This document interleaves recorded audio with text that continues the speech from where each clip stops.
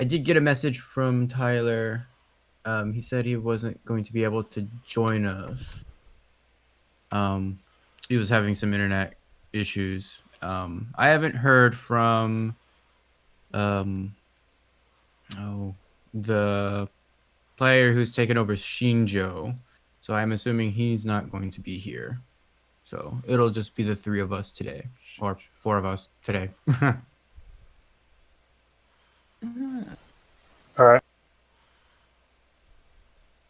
um, so I guess what we can do, um, we'll go ahead. We'll introduce we'll introduce ourselves and kind of the character that we're playing, and maybe like what your interests are in Legend of the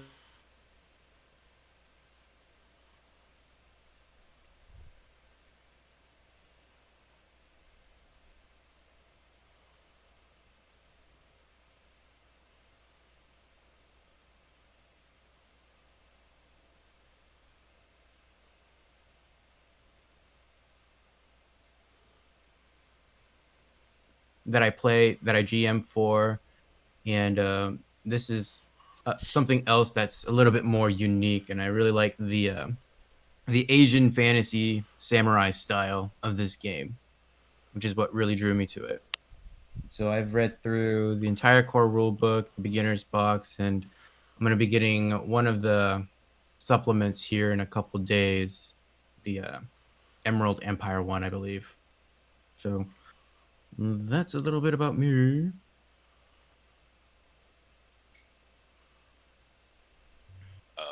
My name is Greg. Uh, I'm a longtime role player. I I originally played the original L5R card game, and then found out that there was an RPG to go with it. Got some supplements, played a few games with a couple of friends, and then they kind of got put on the back burner. Years went by, 4th edition was out. One of those friends said, "Hey, let's go back and play some L5R again." Did that. It was fantastic. Um, and then Fantasy Flight bought out the intellectual property, and the card game got revived. I didn't actually get into that, but I really like the setting, the flavor, and I am super pleased with where 5th edition has reset to. I don't know the full background of the event as they've set it up, but this in the initial storyline was a critical point in setting off number of pieces of the story. And the last, well, actually the only time I've ever run L5R, I actually was using 4th edition rules and started from this point, this event. So um, in the original module. Cool. All right. Hey, my name's Raymond. I'm playing the crab, I believe. Just now getting in. I've never really role played before. When I was younger, I would get at the time, the Dungeons and Dragons and source books and read through them, but never really got a game together. So this is all new to me. Um, I think I got into Legends of the Five Rings after um, AEG stopped doing it. I Mhm. I read the novels that came out. What the clan novels? No, not the clan novels. That's vampire. I read all. I used to play Vampire, the Masquerade cards, for a long time. Me and my wife, but we grew out of that. And when I found out Fantasy Flight took over, I was like, oh, cool. So here I am. Awesome. I'm Ben. I've been role playing for years, but I usually have trouble with dead space. I can never think of something to say to keep, you know, things going. Um, it's I decided to try L5R because a friend recommended it to me, And as far as unusual role playing games, if you're still looking at different, want to still look at different things, look at things you can. I can tell you a couple titles you can look at. Cool. And if you haven't made it to Roll20, you might want to do that. That's how we'll be rolling dice for sure. And well, let us begin. So I've already sent some information out about what this session is and like a little bit of background information.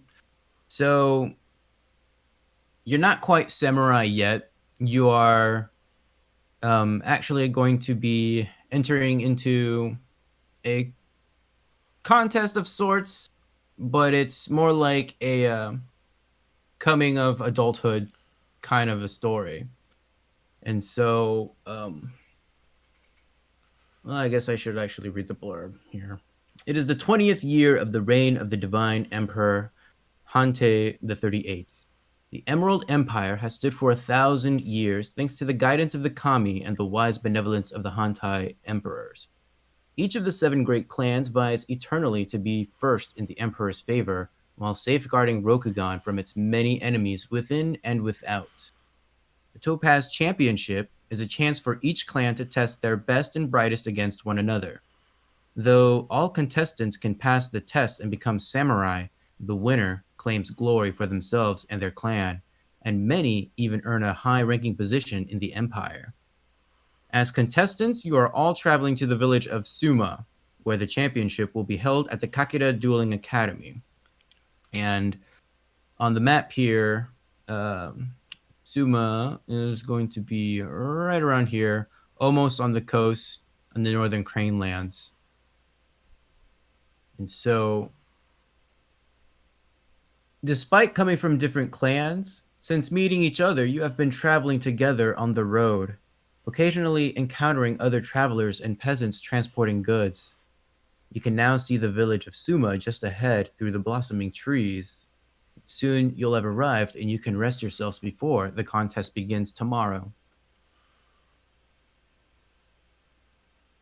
And as you walk down the road beside the Tangu River, you find your way blocked by a cart upended across the road ahead.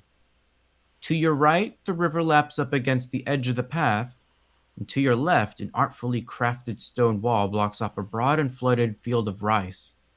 There is no way to proceed without either getting wet or setting the cart to rights. An elderly peasant is struggling to do just that as you approach, but when he notices you, he hurls himself to the road at your feet, his forehead pressed to the dust.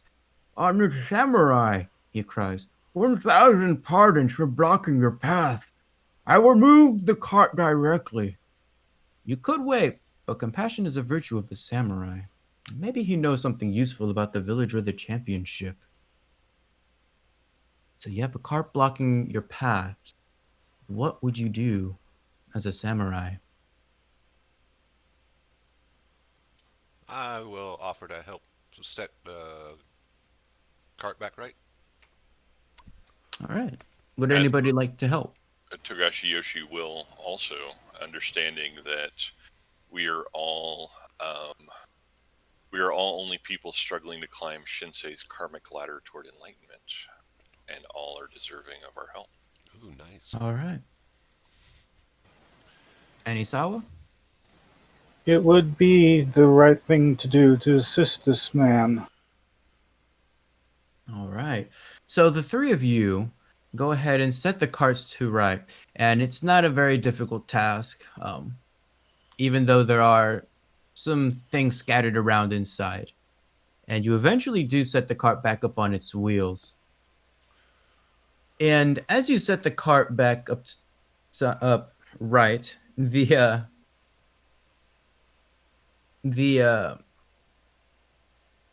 old man just bows deeply. Thank you 1,000, my young samurai. This would have taken me all day, but you have done it in mere moments. Thank you. How can I repay you? There is no payment needed. Gentle father, could you perhaps tell us something of the town of Suma that we are approaching? Oh, honored samurai. I spent my youth in this lovely village. It is home to the famous Kakura Dueling Academy, of course. Samurai who studied there are unmatched in their skill with the blade. May I also humbly suggest the Red Lotus Tea House, if you are of a mind to take your ease, or you're looking for something else.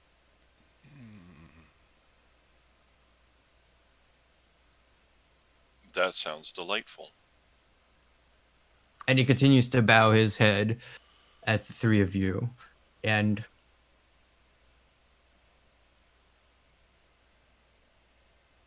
anything else you would like to do with the man before setting off to Suma?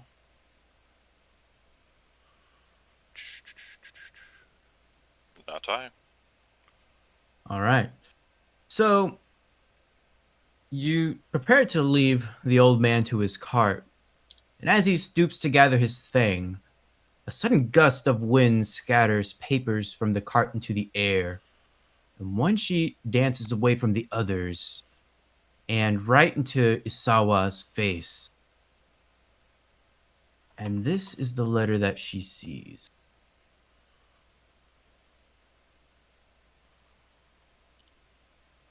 It says, "You have often told me you are the better father to my children than I am.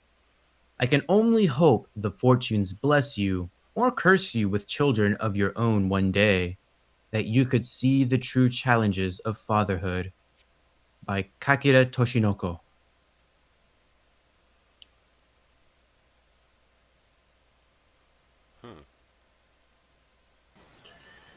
I hand the letter back to him. And he takes it from Isawa and he says, thank you very much. I was actually the servant of Doji Satsume, the Great Emerald Champion.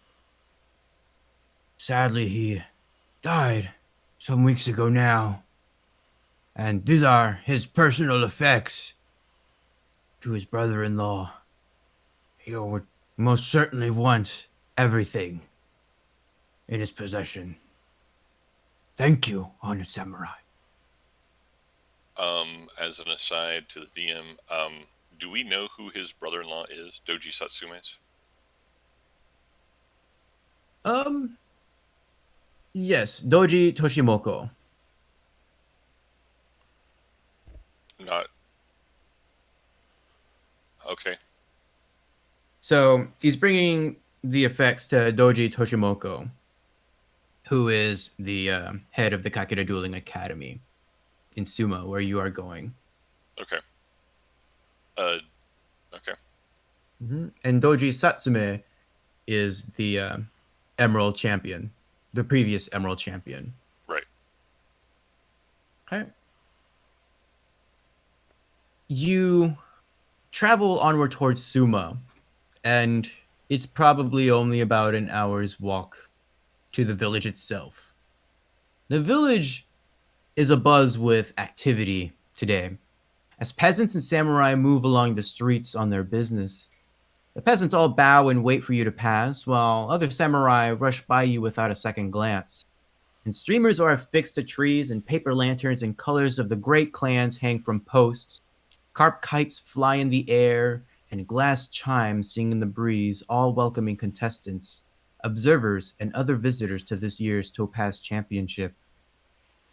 You quickly make your way to the town magistrate's estate to formally register for the tournament. Then you're directed to the House of the Laughing Carp, the tea house and inn housing the contestants. And as you step into the courtyard of the inn, a loud voice catches your attention. "This is unacceptable!" bellows a lean, tall young man, still dusty from the road. His sea green attire and unfamiliar family crest mark him as a samurai of a minor clan. The samurai is in mid argument with the innkeeper, an utterly implacable peasant woman. Forgive me, honored samurai, she says very dryly. All my rooms are spoken for. If I should give you a room, I must displace another samurai, one who made these arrangements in advance. Perhaps you could try another boarding house in the village?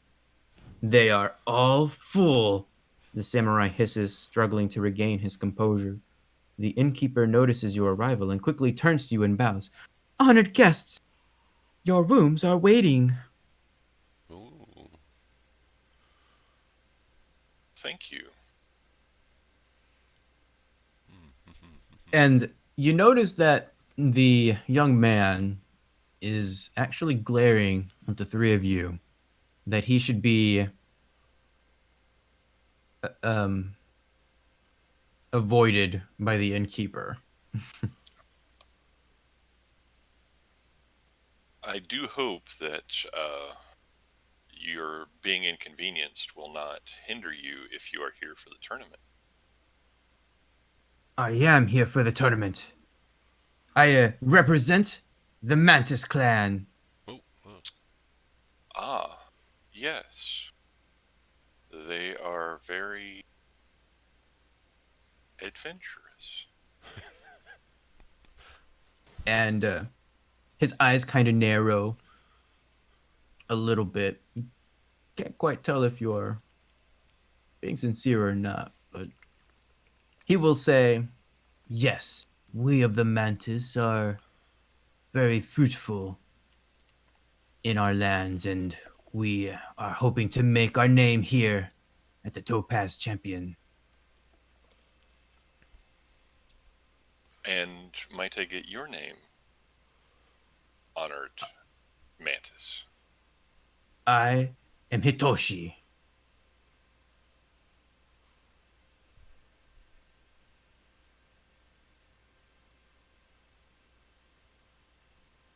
I am pleased to meet you, Hitoshi. I am Togashi Yoshi. It is my sincere pleasure to have met you today. As am I. A shame that we should meet in such unfortunate matters, seeing as there are no rooms left at this inn. And he looks and he stares daggers at the innkeeper.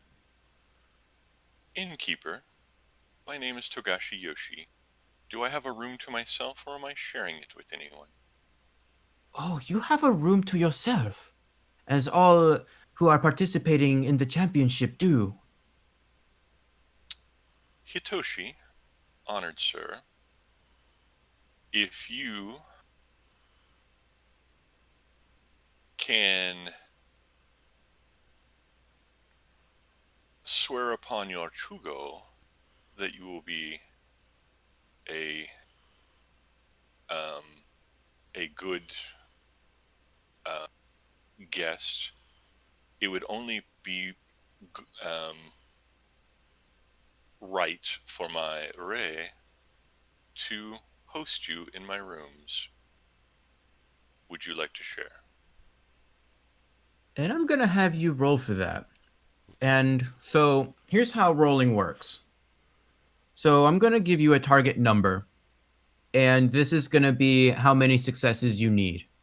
You can go over the successes, or you could just stick with the target number. So, for example, this is gonna be a target 1 courtesy earth check. So if you open up your character sheet, go to your skills, and you'll see courtesy underneath social. Yep. Change the approach to earth, and then click on the D20 symbol to the right of it. All right. And Okay. that'll roll. Here we go. Okay. So, going from the left to right, the first die is going to be your opportunity. So we'll get into that a little bit later. You're really looking for the symbol that's in the middle dice. That little circle kind of looks like a tadpole swimming around. Yep. So that's a Those are 6. your successes. If you see something like the one that's on the right, there's two symbols. The opportunity symbol on the top left, but then there's like a little lotus petal on the bottom right. That petal is strife. And so if you choose to keep that die, you'll actually take some strife, some hits to your strife. Right. Right. Um. You can keep as many dice as you have rolled for your ring. So you rolled 3 dice or 3 black dice. So you can keep up to 3. You do not have to keep all of them. Right. I will take the success and the opportunity. I Okay. will forego the strife opportunity for now. Okay. And so as you offer to share your room with Hitoshi, his face actually brightens up a little bit. And you can see all of the stress and fatigue kind of drain from his face. And he actually says, "Thank you. I I am most honored." And he will turn to the innkeeper and he will apologize. "I am sorry for my behavior. It was unbecoming of me as I strive to become a samurai." Um. And with the opportunity die, what would be a good use for that? So normally for opportunity, you can always remove any strife that you have um, accumulated. And since you haven't really accumulated any, I kind of took it upon myself to use that as a way of appeasing Hitoshi outright. That's very good. Yeah. Excellent. Um, so Isawa and even actually Isawa and Hida, as Togashi is calming Hitoshi down, you take a look around the room and you notice that there's several other young people standing around. You see a male phoenix bushi. You see a female dragon bushi, a female crane bushi, a mantis. Well, Hitoshi would be the mantis. You see a lion shugenja, a female unicorn bushi, female scorpion bushi, and a male crab courtier. And as Togashi finally calms Hinata down, or Hitoshi down, um, the female crab bushi kind of approaches you as you block the door, and she will bow politely, and she will say, "Excuse me, I need to get back to the dueling academy."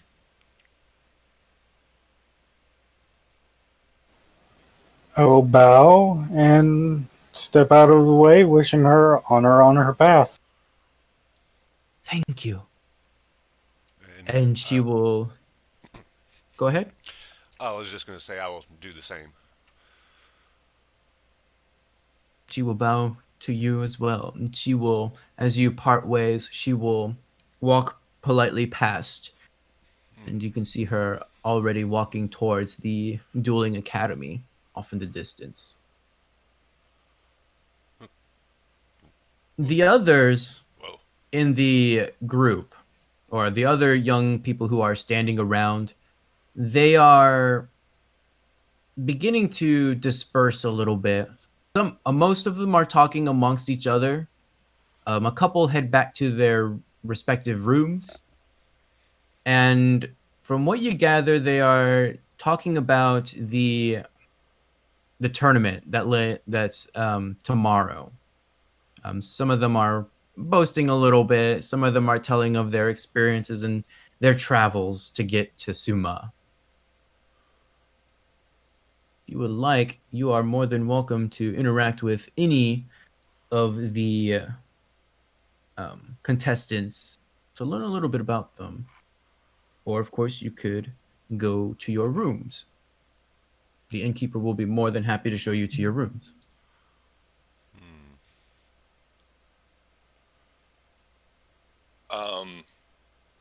Togashi Yoshi will approach. I believe there is a female dragon, Bushi. Yes. I will approach my clanmate, bowing politely. She turns to Togashi and she will bow. Another dragon. My name is Mirumoto Hinata. And who do I have the honor?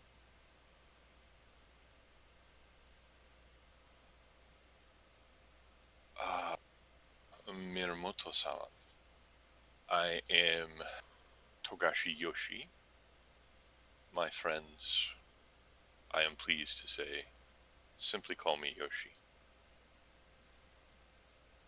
Yes.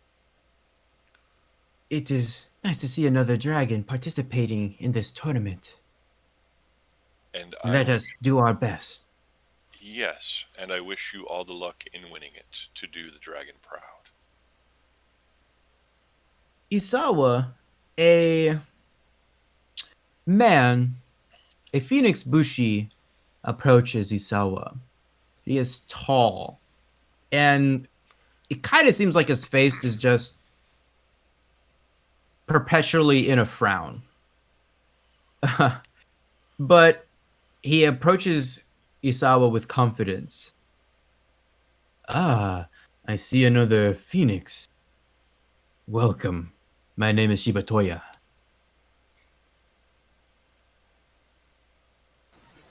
Greetings, Ibatoya. I am Iswa. It is good to see another phoenix. Yes, it is very delightful indeed. And he bows deeply to show his respect. Perhaps later we can share in some sake and converse about our travels.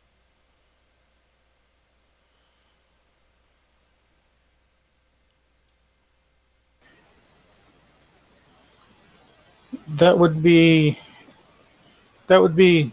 nice.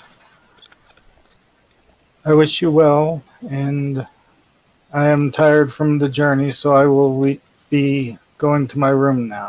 Ah, yes. Do not let me hold you back. Be well rested for tomorrow's contest. The crab courtier approaches Hira. My name is Yasuki Jun. I wish you well, fellow crab member. Greetings, Asaki Jun.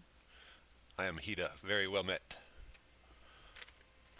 And you notice that Yasuki Jun, Yes. he's short. He's probably the shortest person here.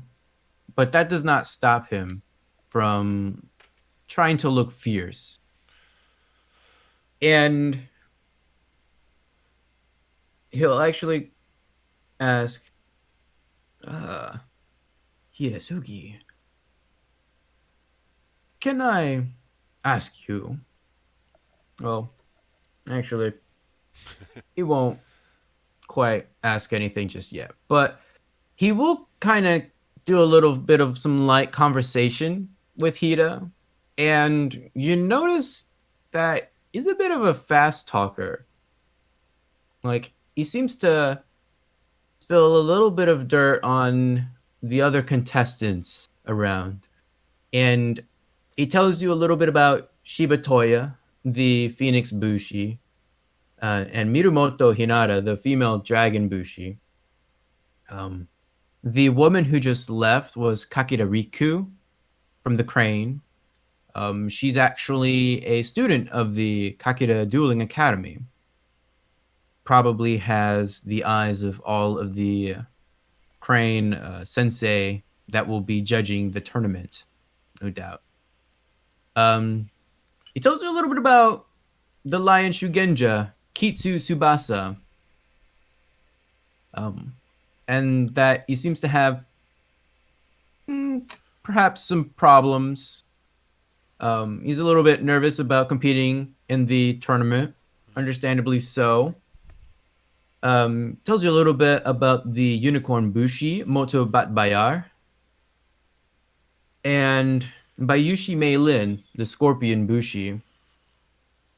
And he actually tells you a little bit about last year's championship that a fellow Scorpion Bushi was also, or placed second. And of course, that leads into a discussion about the reigning Topaz champion herself, whose name is not that one, Kitsuki Uekimi, a dragon bushi. Ooh. And he just kind of keeps going on, and he doesn't really give Hida much of a chance to steer the conversation. But when he does finish, he apologizes for rambling on. Oh, I am very sorry for rambling on. I am sure you have other matters to get to. Oh no, But it's quite okay. Keep going. feel free to ask me anything. I like to gather as much information as I possibly can about who I am competing against. Do Even those from my fellow clan. And he kind of just gives out a laugh at that. A little boisterous laugh, but one that's playful.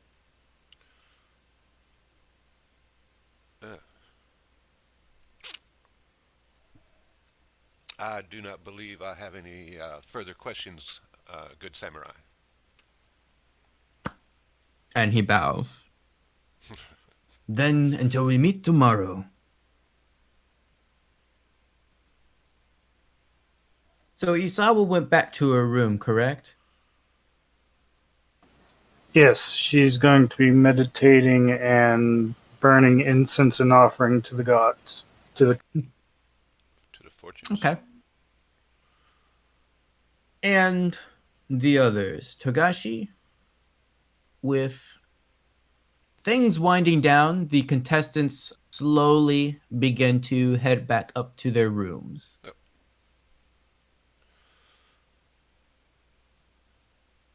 All right.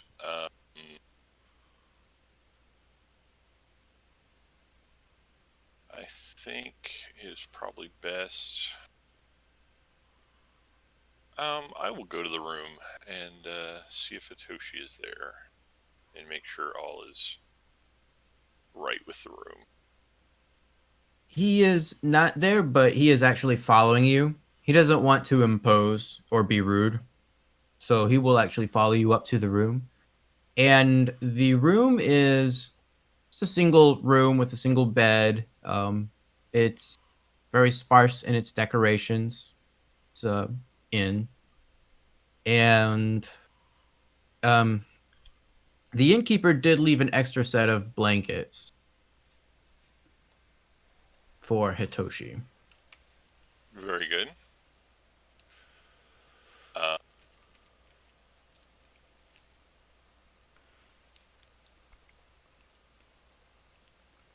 I will.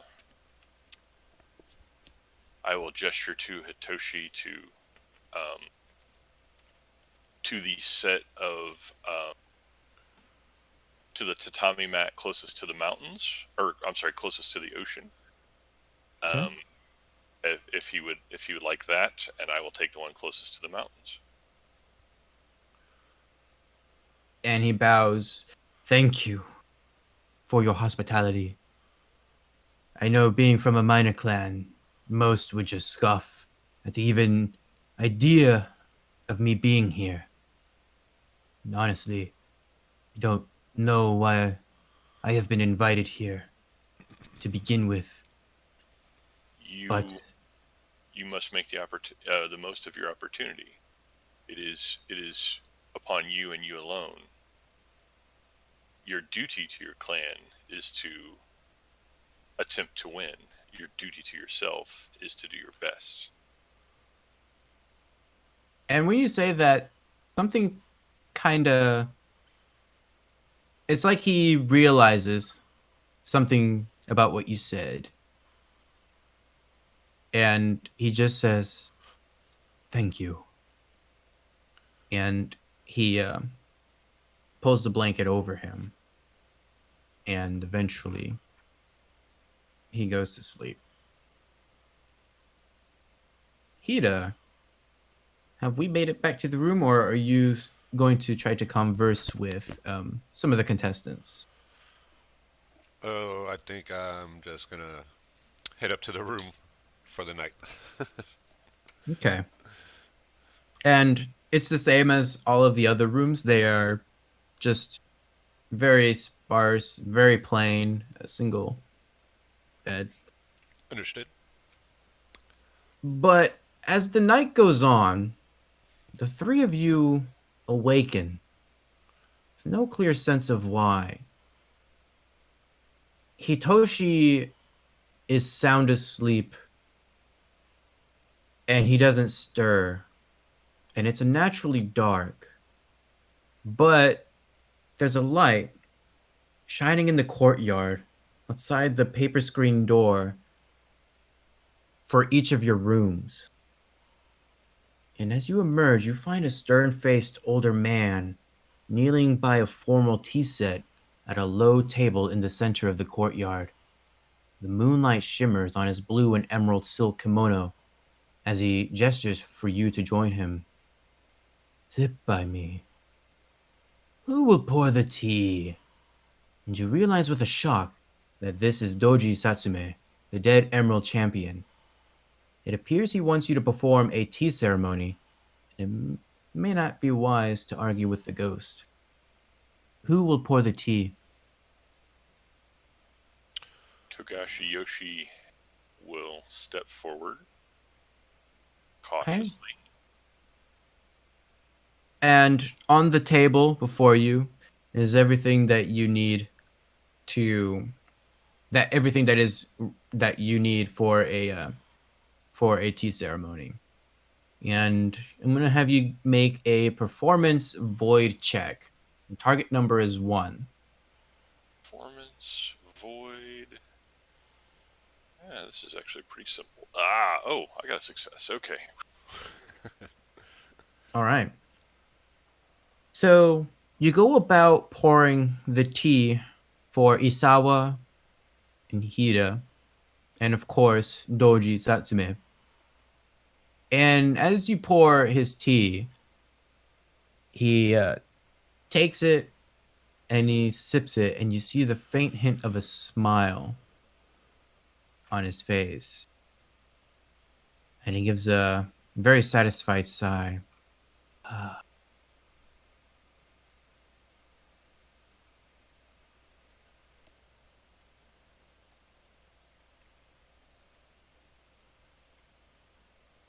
It seems forever that I have had such fine tea. Thank you, Togashi Yoshi. You are most welcome, Doji-sama.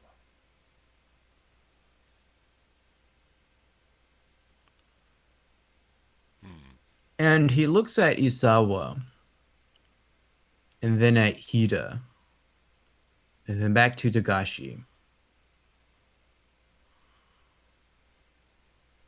I am in need of your help.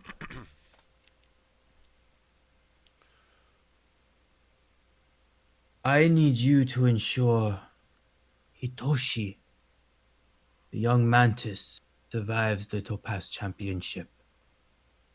I want to see that he becomes a samurai worthy of his father.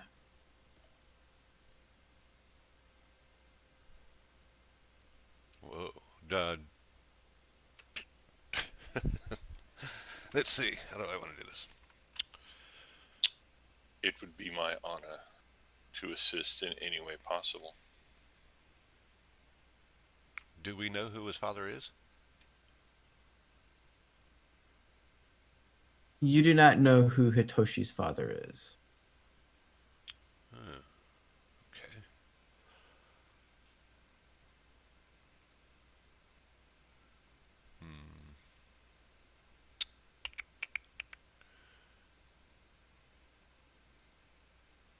Is that something that you would like to ask him? Uh, yes. You ask Doji who Hitoshi's father is.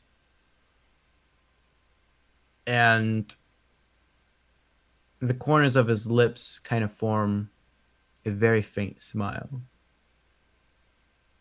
And he simply says, "The fallen blossom can never return to the bow, yet all can see from whence it came." And his words are not fully directed in response to the question. It's almost as if he's trying to avoid answering straight out. Crafty ghosts. Great.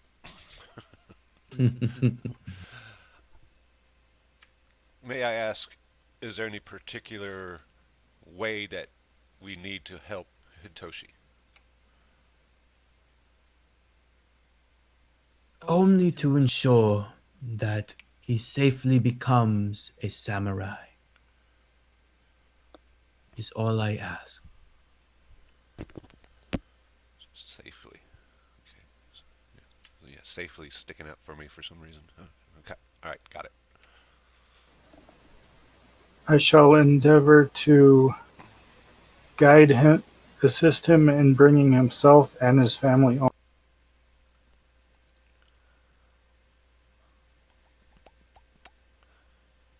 And he simply says, "You have my thanks. May Lady Doji for favor you with eloquence and courage in your task." And the ceremony comes to an end. And it's like as if you blink, the visitor is gone. And you reach down to put away the tea set, but you discover that the teapot is cold, and the teacup belonging to Doji still sits, undisturbed and dry, on the tray. And you discover that your rooms are exactly as you had left them. Hitoshi is still sleeping, very still, but the rooms are quiet and dark. And soon it is morning and the competition begins. You make your way across the river to the sandy courtyard and training field of the Kakira Dueling Academy, where the gray-haired sensei Kakira Toshimoko gives a brief speech reminding all present that the eyes of their clans, the eyes of their ancestors, and the eyes of the empire are upon them. He introduces the current Topaz champion, Kitsuki Uekimi, and last year's runner-up, Bayushi Sugai, and instructs the contestants to direct any questions they have about the tournament to the two samurai. A white-clad priest then emerges to bless the assembly, and the contest proper begins. So, a couple of things about how the contest works. You know that there are, actually, let me count how many there are. There are 12 events that span over 2 days. In order to complete the championship and become a samurai, you need to accumulate 8 points. To get a point, you must show proficiency in the event itself. If you earn the favor of the judge, you may also earn additional points. If you are the top, if you score the highest in an event, you can also be granted an additional point. Ooh. So 8 points are needed to pass and become a samurai. And mechanically, in Legends of the Five Rings, a lot of these events are going to have you roll a dice. And I'll tell you the target number, and I will tell you which skill that you're going to be rolling, but the approach is up to you. You can decide how you would like to approach. And so for approaches, each skill has 5 different approaches. I think I got that right. Yes. One for each element. So for example, let me pull up my cheat sheet right here. So for example, if you are doing let's do an artisan's. Like, let's say that you are crafting something, either a piece of art or some sort of weapon. Each skill in that group has 5 different ways or 5 different approaches, and the approaches are the same in each skill group. So for example, the artisan skill group, for each of the elements, you have restore, which is an earth approach. You have adapt, an existing piece, which is a water approach. You can invent something, which is a fire approach.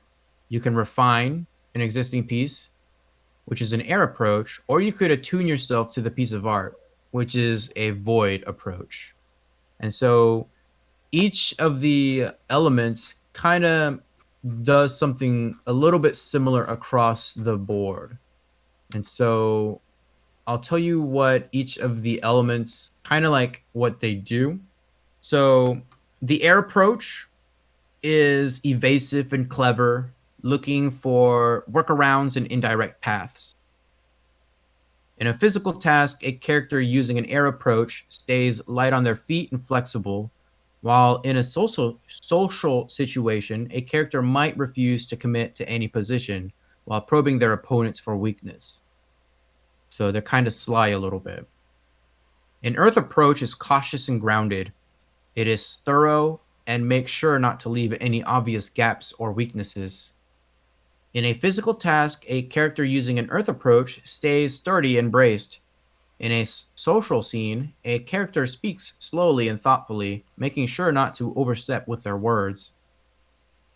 Fire approach is creative and fierce, bearing down on the opposition in an intimidating manner. In a physical situation, it often reflects an all-out effort to overwhelm a problem in one burst, while in a social scene, it might mean that the character is trying to excite and impress an audience with their audacity and flair. The water approach is fluid and reactive, giving the character maximum flexibility. In a physical situation, it often means the character is staying mobile and shifting to apply their strengths from many directions. In a social situation, the character is gregarious, seeking to please and ingratiate to keep as many options open as possible. And last is the void approach, which represents a character in the flow state. Unclouded by thought, a character can react instinctively to any problem. In a social scene, it reflects cryptic mysticism and an aura of wisdom beyond one's words. So when you choose an approach, just keep in mind that your character is going to be performing that task in a certain way. So, for example, the first contest is going to be heraldry. So, you guys are led to a small gallery in the Kakeda Dojo for the heraldry competition. And one by one, the contestants are called into a small gallery. We'll start with Togashi. Okay. Togashi is called inside of the room, and he is shown 5 pieces of heraldry of increasing difficulty. There's a great clan, a family within the great clan, a minor clan, an individual of great status and renown, and a relatively minor samurai. And he is asked to identify them. So Togashi is going to make a TN2 culture check. And before you make that roll, the judge actually will have everybody in the room before the small gallery, and he will say, "Consider that the design of each heraldic emblem contains clues as to its origins that can be unlocked with careful study." Togashi's name is called inside of the room. All right. I'm going to attempt to recall where these small pieces of clues, where I might have seen those before. The what's the first? It's a TN2, so you need 2 successes, and it's a culture check. Right. So I'm going to attempt an Earth approach to recall where I might have seen these before. Okay. Earth culture. Ooh. Ouch. Yeah. And you don't have to take any of them. No. So what are some potential opportunities here? Let's see, opportunities. Who's up after me? Do I know? You do not know because it has not been called yet. Okay, and I'm the only contestant in here. The rest is Yes. just being a judge. Yes. Yeah, I can't even think of a good opportunity to use here. Well, I will take the opportunity strife, and I will, I may get one piece or two, but then I'm going to start to show frustration, and I will apologize to the judge that I need to study my histories and culture better. Okay. Because I clearly realize that I have failed. But that's how I'll use the opportunity. I will take on the strife, but I will use the opportunity to realize that I need to get better and remove that strife. All right. Well played. And so the judge dismisses Togashi, and he announces a few of the other clan members first. Shibatoya, Mirumoto Hinata, and then Hirasugi is called next. All right. We're going to go with culture. I'm going to go with air to analyze. Okay. And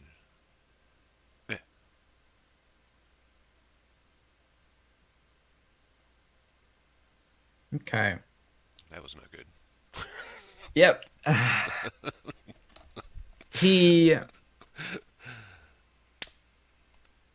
don't need heraldry on the wall. And he's kind of feel him mutter as expected of the crab. And you actually begin to analyze some of the pieces, and he actually seems to take interest in your analytical approach. And ultimately, though, you're unable to identify any of the heraldry pieces, and Hira is dismissed. Understood. Hitoshi's name is called next. When he leaves, he does not look happy. Motobat Bayar's name is called next. She also does not look happy when she leaves. Kitsu Tsubasa is called, and you can see on her face that she must have done very well. And finally, Isawa Aki's name is called. Good luck. Thank you. So, quick question about the rolling. Yes. So rank is the number of dice that end, and the ring rating is how many you can keep, correct? Yes. So like if you have in courtesy, like if you have one rank, excuse me, if you have one rank in courtesy, that means you're going to be rolling one white die for your skill in that for your skill in that specific challenge. And then you're going to be rolling your approach or however many black dice for whichever elemental approach you take. So, for example, if you take on the fire approach, you're going to be rolling 3 black dice. But if you choose the earth approach to let's see, to recall information, then that's going to that will only allow you to roll 1 black die. And so you would only be able to keep 1 dice among all that you roll.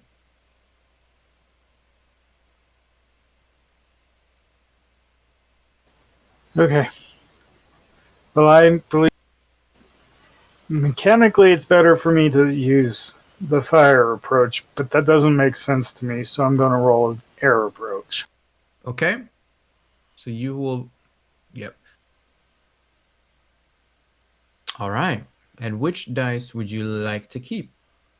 You can keep up to 2. Well done.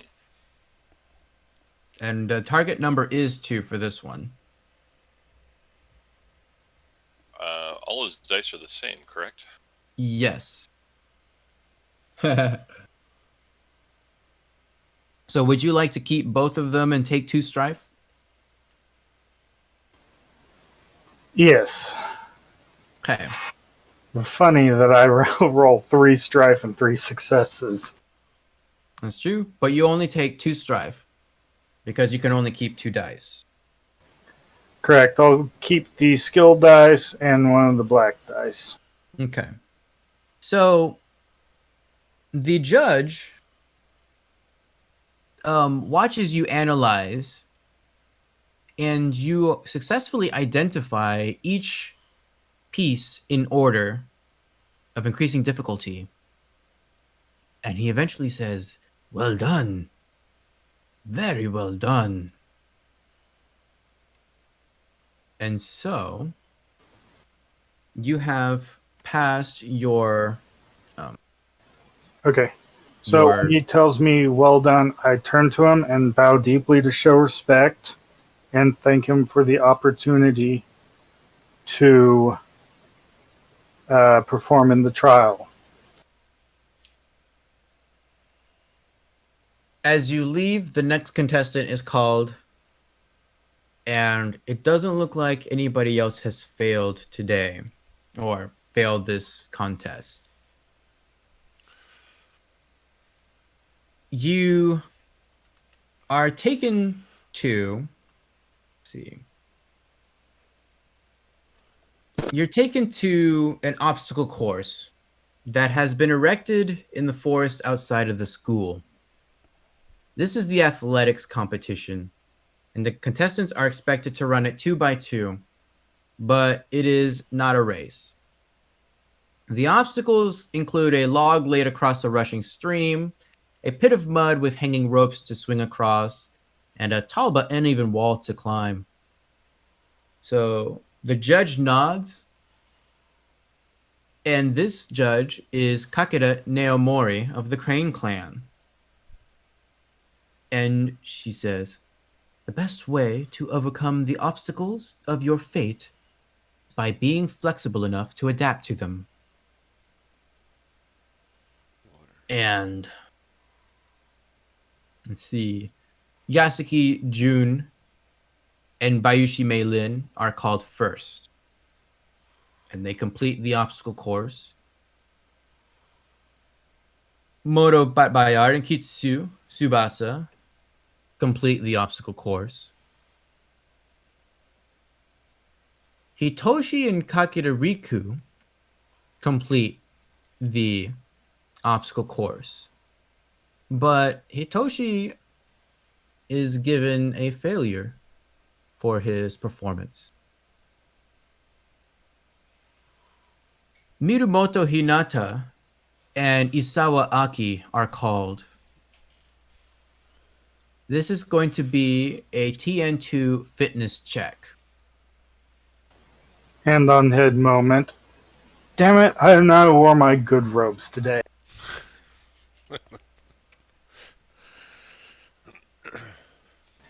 Hand on head is in my in-person group. Hand on the head means out of character battle. Yeah. Gotcha. I'm going to go with a fire approach and just hit the course as hard and fast as I can, hoping just moving quickly will get me. Okay.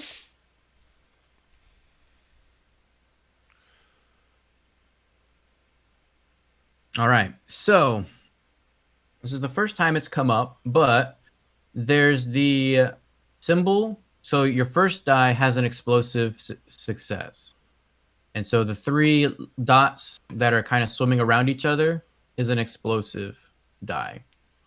So that means if you choose to keep that die, you get to roll another of the same color. So that means you get to roll another black die. You do not have to keep it. If you choose to keep it, it does not count towards your limit of 3 dice. Right. And it does count as one success. I'm going to keep the two, which... Now, question. How much strife is considered dangerous? So, you have... Let's see. How much strife do you have? 2 so far, and if I keep these 2, I'll have a total of 4. Okay. And your composure is 6. Oof. Okay. So if you go over that, then you risk unmasking yourself. But you could also use the opportunity to reduce your strife. Yes. Yeah, and I think... in between each scene, so to speak, if you are over half of your composure, you can basically take your strife to half of your composure. So if you are at like 5 strife, then after the scene, you would take a timeout and just to kind of focus yourself a little bit and bring yourself down to 3 strife. All right. So I'm going to keep both of those dice. Okay. And so what you're going to do to roll your explosive die, in your character sheet, you're going to click roll ring dice. And it'll ask you how many, and you'll just click 1. Okay.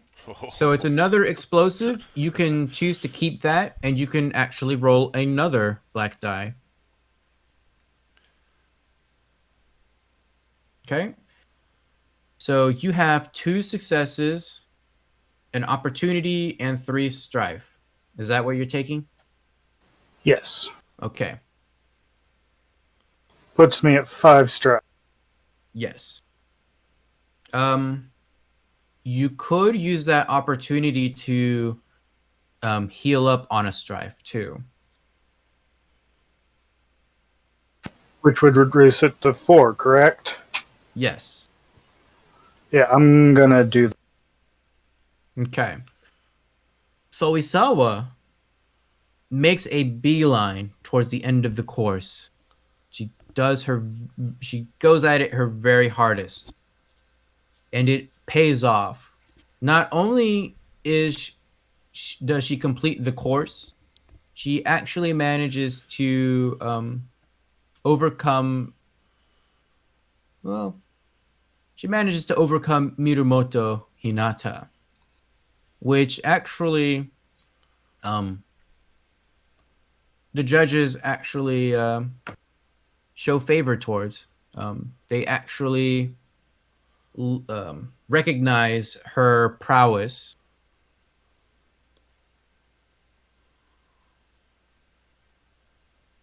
Togashi and Shibatoya are called next.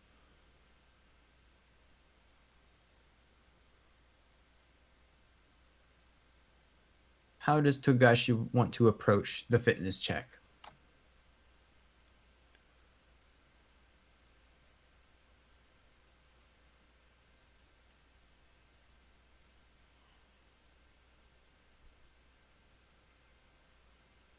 Hello? Oh, sorry. I'm Oh. Togashi. Yes. I forgot my own name for a second. Sorry about that. That's okay. All right. I'm just looking at the approaches real quick. You know, withstand is the one that makes mechanical sense, but I think for the story, who am I running with? You are running against Shibatoya. The male Phoenix Bushi. I'm going Correct. to actually use water stance to approach these things in a non-standard way. Okay. And possibly earn some judges' favor. All right. Water fitness roll. Something I should succeed at with plenty of. Ooh. Nice. Okay. And I can go ahead and roll the explosive dice before I decide what I keep, correct? No. Yes. All right, so rolling the same die type. One. Okay, I'm going to be keeping 2.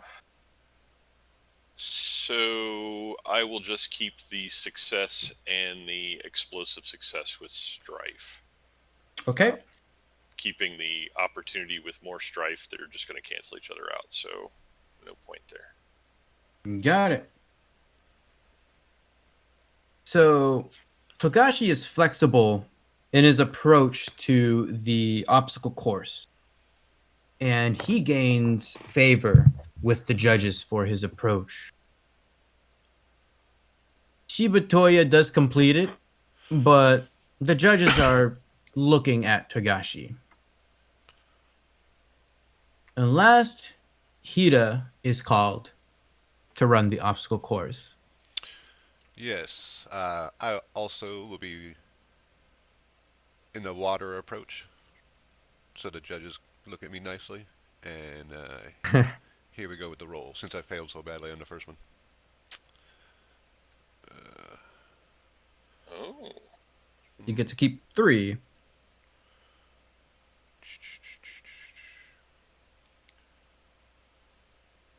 So I've got 1 explosive success with strife, success with strife, and an opportunity.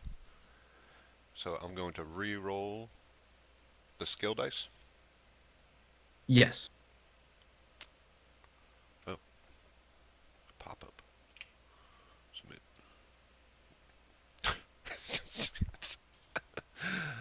So what would you like to keep? Oh.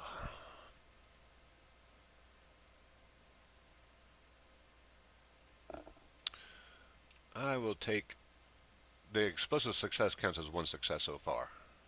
And I needed, Yes. and the TN was 2. Yes. I'll take the other success with the strife. All right. And you could also keep that opportunity to cancel out one of your strife. That is also true. Oh, thank you very much. I'll cancel out that strife with the opportunity. Oh, Lord. Okay. So you get 2 successes and 1 strife total, because your opportunity cancels one of those. Understood. Okay. And the judge's eyes are all on Hida. He's the, well, yeah. And they favor the approach, the adaptability that Hida shows in this obstacle course. And they even give some small claps. Thank you. Thank you very much. Next to the obstacle course is a long series of ropes and flags that have been erected on a cleared field for the horseback riding trial. Oh, horseback riding. The contestants must mount one of the provided horses, ride to the end of the field, collect the flag, ride back, then take an offered spear and collect rings on it from where they hang at various points across the course. The judge is Uraku Oichi of the Unicorn Clan, and he grins. To tame a steed, you must be as fierce and bold as the horse. Good luck. To nobody's surprise, Motobat Bayar of the Unicorn Clan succeeds gracefully, or succeeds in her task. The other contestants also managed to take part. Shibatoya completes the task. Miramoto Hinata does not. Kakeda Riku does, but Hitoshi does not. Kitsu Tsubasa does, Bayushi Meilin does, and Yasuki Jun also completes the task. And we will start with Hida Sugi. 2 things real quick, if you don't mind. Yes. I'm going to go ahead and, while I'm waiting for the other contestants to run through the obstacle course, I'm going to go ahead and center myself to reduce my strife. Okay. And out of character, does anyone else notice the guy we're supposed to be helping? It doesn't seem to be very good at this. Yes. Yes. For the next competition, I was going to go talk to him. Now that he's failed 3 of 12 already. I want you guys to make a, let's see, what am I going to have you roll?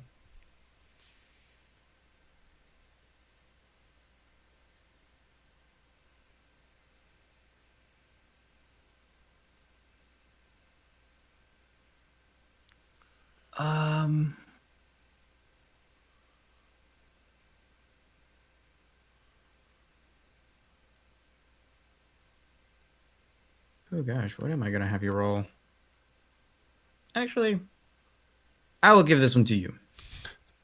You notice that Hitoshi, it's not that he's per se failing in a bad way. He has shown that he has the skill to accomplish any of these tasks. But it seems like the judges do not favor him. Ooh.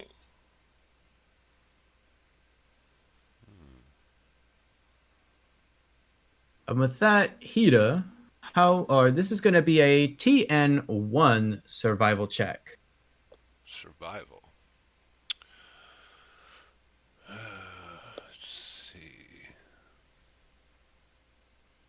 How would Hida like to approach?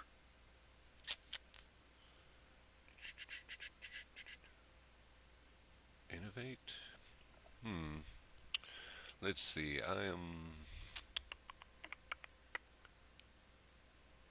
Let's go with fire.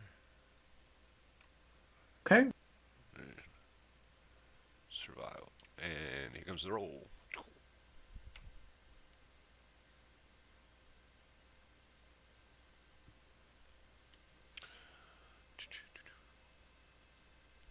And I will keep 2. So I'll take the 2 successes and I'll take the strife. All right. So I add the strife on my character sheet. Yes.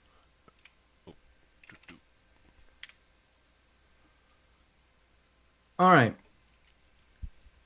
The judges look at Hida favorably as she completes the task with all haste and speed, completing it not quite in record time, but very well, considering the speed that she has completed it.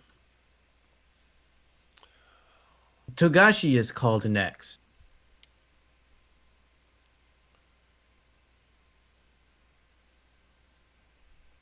All to do is I want to try to produce as closely as possible an exact copy of Hitoshi's run, Okay. and attempt to point out their bias. So, with Oh. that Earth approach, yes, I'm going to take all of those, or 2 successes and the opportunity strife. The opportunity is to try to, make it more apparent that I am doing it exactly like Hitoshi did it, and I will take upon the accompanying strife. Okay. Well done. So Togashi completes the course exactly as Hitoshi does. Togashi passes. How many successes did you take? 2? 2 successes, yeah, Okay, and the opportunity. correct. He passes where Hitoshi does not. And you see that Hitoshi notices as well. And he does not look happy. And some of the other contestants have also noticed. Some of them look confused, that they just don't know what to think. The implication is there, but nobody has spoken out yet.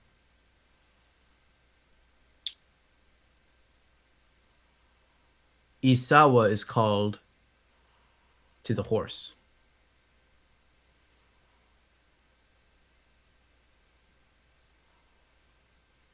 How does Isawa want to approach the TN Survival 1 check?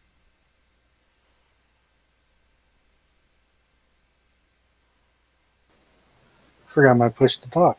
I'm going to try the fire approach to innovate a new way of completing the course. Okay. Ooh.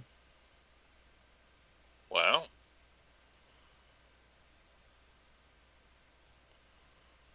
Okay. You can keep up to 3.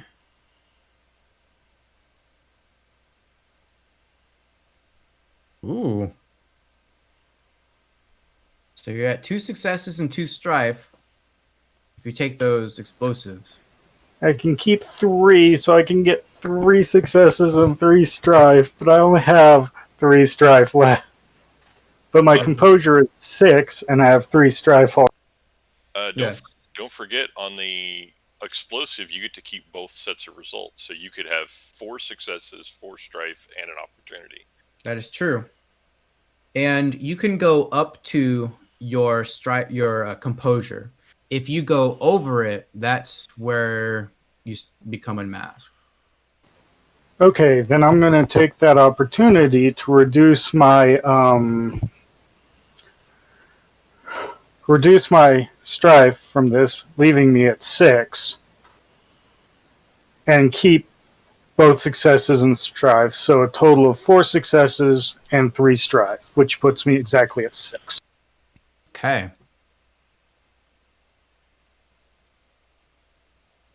So 1, 2, 3, 4 successes. Yes. All right. Isawa completes the course. She not only gets applause from the other contestants, but also the judges for her excellent writing skills. And she is actually the front runner of this event, beating even Motobat Bayar in skill. The judges come up to Isawa and say, "Well done. Excellent writing, Isawa."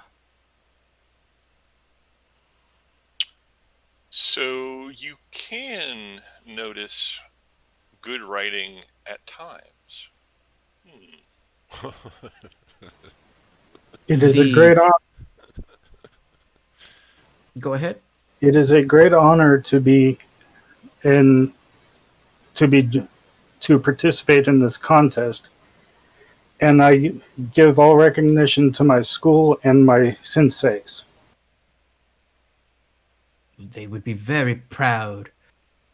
And luckily, Isawa had interjected because when Togashi said that, her brows, the judge's brows, begin to furrow into a frown slightly.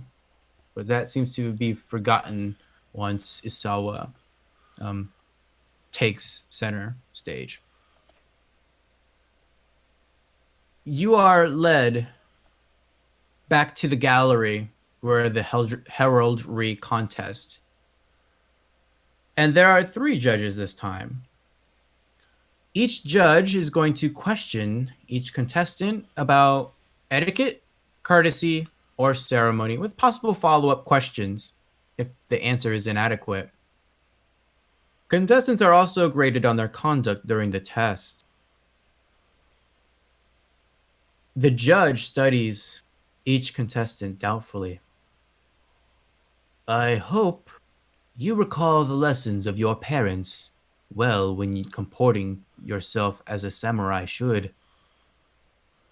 The judges are Shoshiro Tomoe of the Scorpion Clan, Doji Murashige of the Crane Clan, and Ikoma Ikehara of the Lion Clan. The contestants are called first. Shibatoya passes. Mirumoto passes. Yatsuki Jun passes. Bayushi Mei-lin passes. Isawa is called into the room.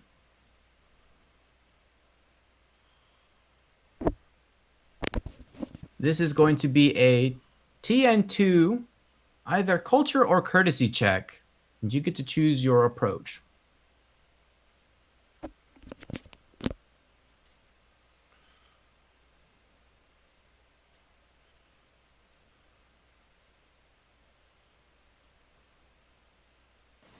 I'm going to use a water approach courtesy. All right. Oh, and between the contests, I took time to center myself and let the past struggles kind of go. And that puts you at half of your strife. Excellent. Thank goodness. Between the competitions, I want to, as we're walking, I just want to let Hitoshi know that I see what he sees, and these judges do not bring themselves honor. And he nods in appreciation at your words. All right. Go ahead, Isawa. 1 second, I'm trying to glance at something. Yep.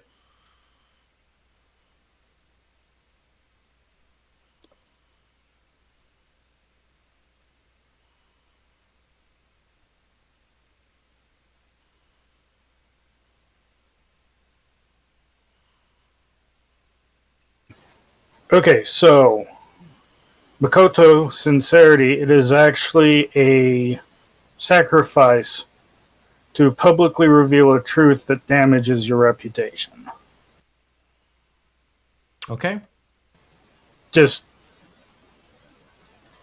as for if someone wants to publicly declare that, the judges are showing unreasonable bias towards a contestant. Yep. That is correct.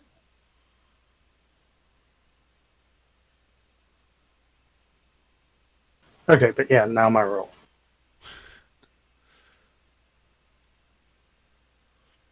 Okay.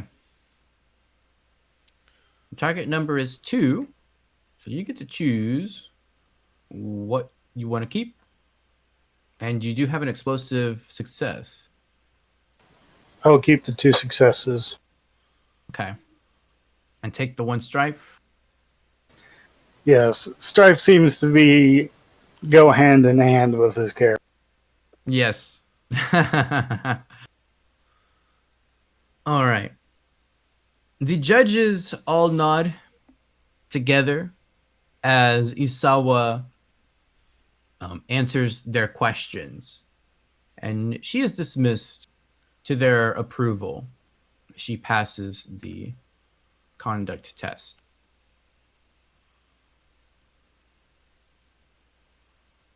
Hirasugi is called in next. All right, I've got a choice between courtesy and culture, Yes. which are not very good choices for me. So I am going to go culture, earth stance. Okay. Try to recall what little I learned. Ooh. Hey. Wow. Keep both of those. Yes, I'll keep both of those, and I'm glad I'm done with this one. Hira breathes a sigh of relief, but the judges actually ask a rather difficult question, which Hira actually succeeds in answering, which gains the favor as she remains rooted and steadfast in their questioning. Togashi is called into the room.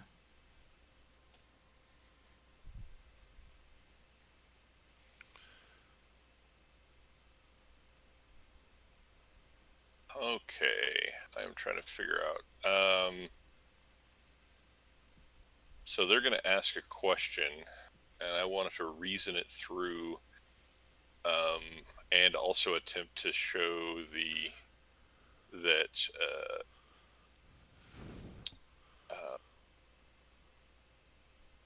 to show the injustice to Hitoshi if I have the opportunity. Okay. So courtesy, reason. Oh, hey, opportunity. Nice. So 2 successes I will take upon the strife and attempt to use that opportunity to show that a contest that is not fair is a contest without honor. And that will be my 3rd strife. You managed to answer their questions, and as if you were a courtier, you managed to interject the injustices going on in this tournament. The Shoshiro Tomoe of the Scorpion clan recognizes this, but he does not call Togashi out. You only see a frown upon his face.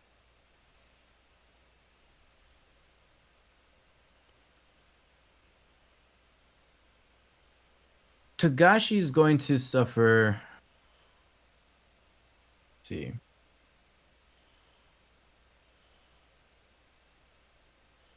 He's going to take 1 hit for his. Actually, no, we're not going to do that yet. We won't do that yet. It's just going to be just as is. Nobody's calling him out on it, so he's not going to suffer anything additional because that was an opportunity thing. Okay. He is given the he is dismissed and he has passed the conduct test. Although he can feel the eyes of the judges watching as he leaves, or rather, he can feel the eyes of Shoshiro Tomoe watching as he leaves. The last contest of the day takes place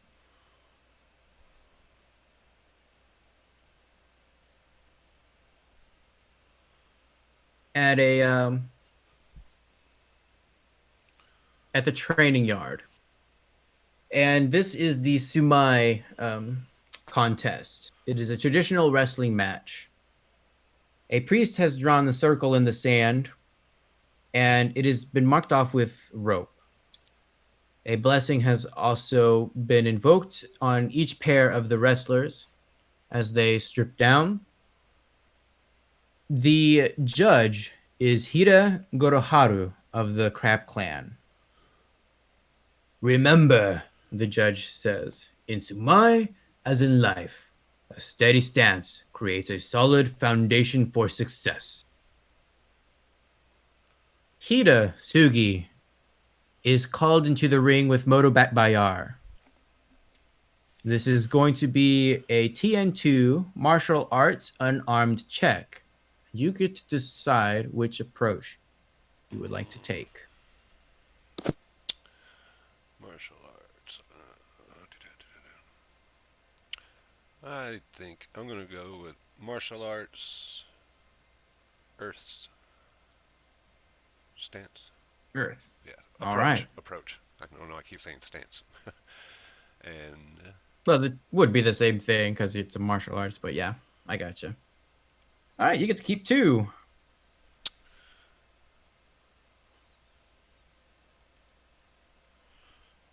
now, real quick, in my advantages and disadvantages, I have a large stature.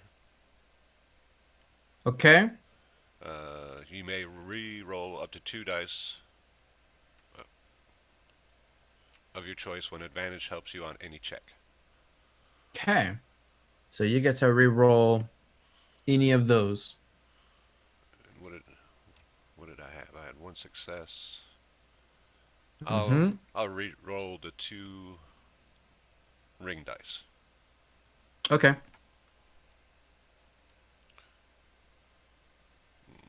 2. Okay. Damn it. Yep. So that's 1 success then. Okay. Thank you. Hida.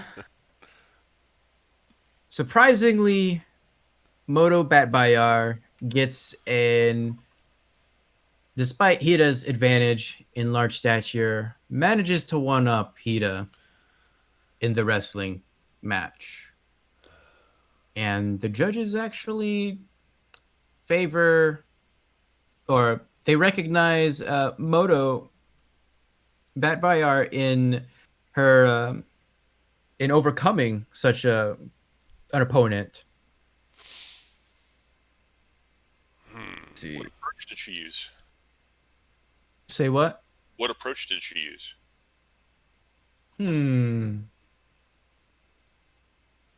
She was also well grounded. Okay. Actually, no. She was very dodgy in her approach. So, okay. Well, as she steps off, I will congratulate her and on her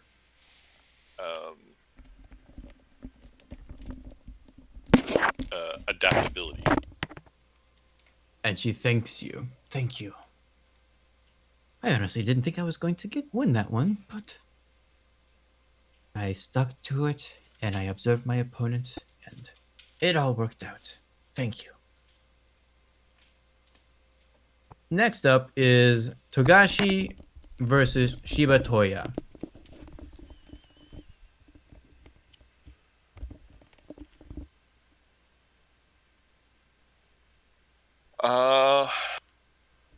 All right. I will also attempt to withstand with the earth stance. Okay.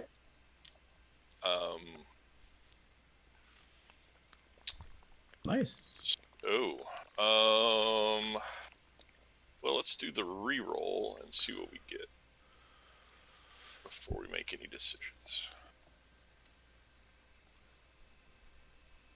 Okay, so I'm keeping 3, so I will take success, critical exploding success into another success, and the opportunity.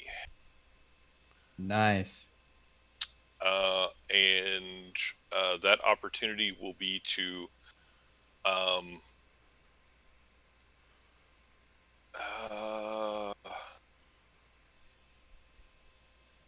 I will attempt to end in a known dragon stance Okay. to glorify my clan and show the superiority of our approach. All right. And Togashi definitely makes an impression on his approach and his showing off at the end. And he hears a couple of the contestants applauding as he overcomes his opponent. Isawa is going against Kakita Riku of the Crane Clan. And as the pair makes their way up to the ring, Kakita will actually turn to Isawa. Good luck.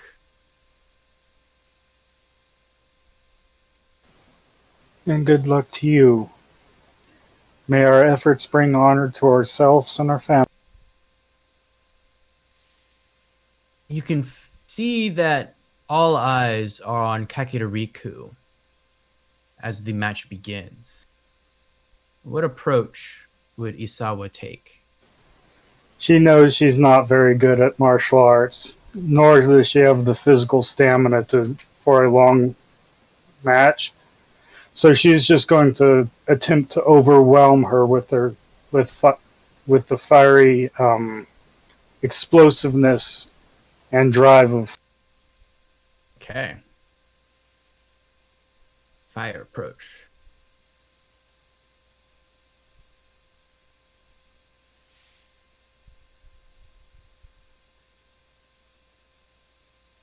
I will keep the 2 successes with strat. All right. Another great upset, or rather a very big surprise, as Isawa goes all out on Kakita Riku, manages to win the match. And the eyes that were on Kakita are now on Isawa. The judges look confused, but there's no denying that Isawa has won. I will bow to my opponent and thank her for a great bout, then bow to the judges. And you kind of see that Kakita doesn't look happy at all, but she concedes defeat. Akoto Masako is paired up with Mirumoto Hinata. Mirumoto. That's not right. What am I saying? Hitoshi. That's who I want. Hitoshi is paired up with Yasuki Jun. And there is no denying Hitoshi is the victor. It is a hard-earned victory, though, against Yasuki Jun. But he has finally shown his merit in this contest. Bayushi Meilin faces off against Kitsu Tsubasa. Bayushi is the victor. And Mirumoto, since there are no opponents left, goes against a skilled samurai and manages to show his skill in combat, earning a success in the contest. The first day of the contest comes to a close And as the contestants are walking outside of the contest grounds, conversation begins to pick up between the other contestants. There is talk of going to the nearest sake house to celebrate a hard day in this Topaz Championship. And before you could really make any decision, the crowd just moves down the street, and you're caught in the middle of it. Hitoshi breaks away from the group and proceeds forward to the Poisoned Water Sake House. And you're led inside. The other contestants soon take a place at the various tables and begin to drink. Hitoshi is off to one side, sullenly drinking by himself.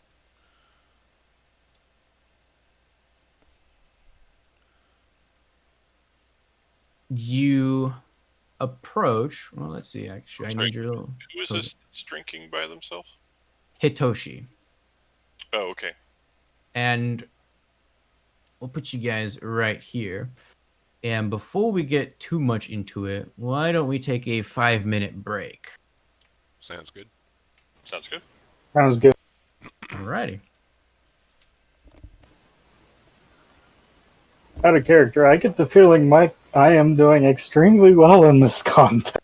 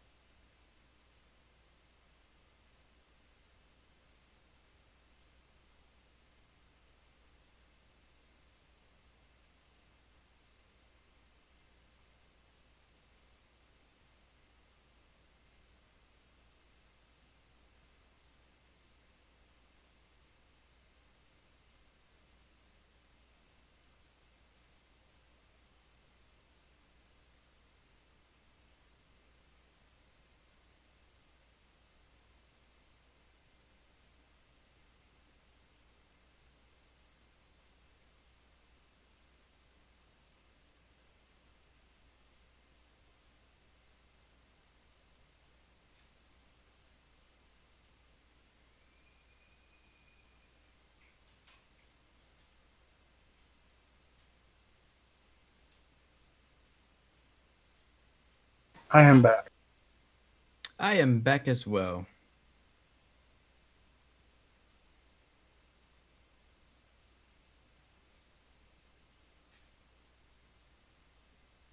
But yeah, as far as unusual, different gaming systems other than D&D, Mm-hmm.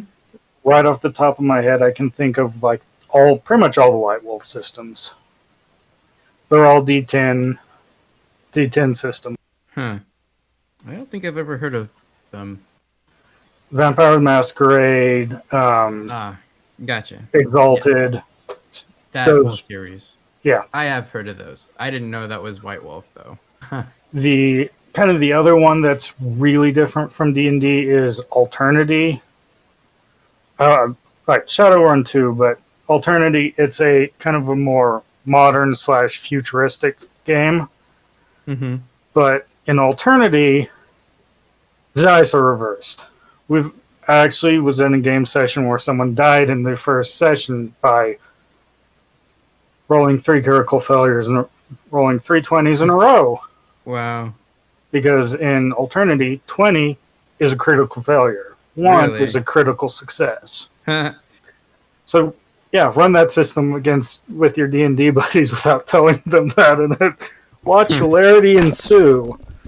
No, it was a 0G maneuverability check. Mm-hmm. They were doing 0G training. He rolled a 20. Ouch. He said, okay, critical failure, roll it again to see how poorly you land, to kind of judge how many damage dice he'd be taking. Well, he's rolled another critical failure. So the DM rolled the damage dice, maxed out the damage dice. 5 minutes into the game, one of the characters was already dead. It was both sad and funny, especially since he wasn't trying to kill.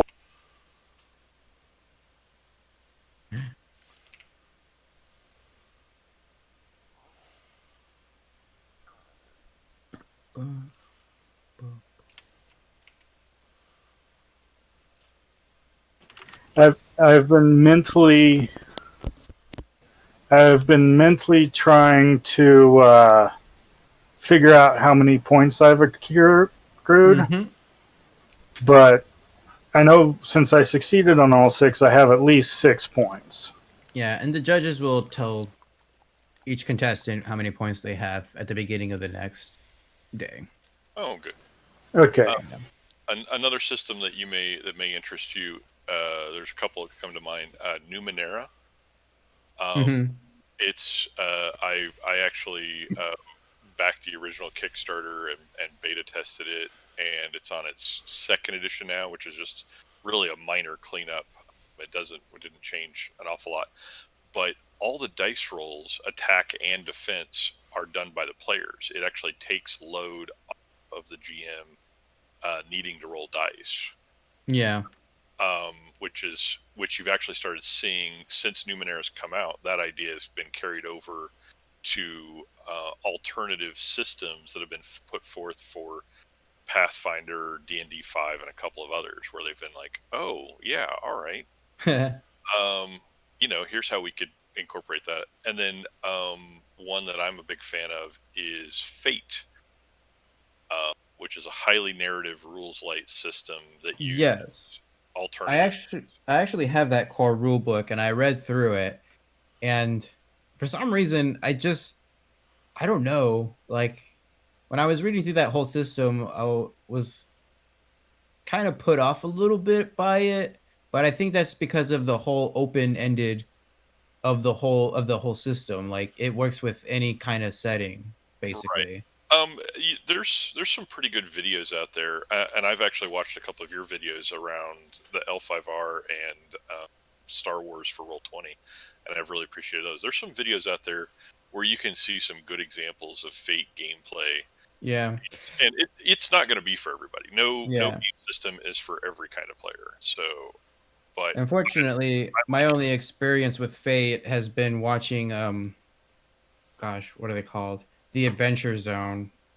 And they had done something with that at one point, and it was like really bad. So I'm not. I'll have to look up something that's better than that. But yeah. Yeah. I believe Tabletop actually did a Fate short playthrough at one point, and there's some others out there that actually do a really good job. Actually, some put out by Black Hat Games themselves, or people at Black Hat Games. So Yeah.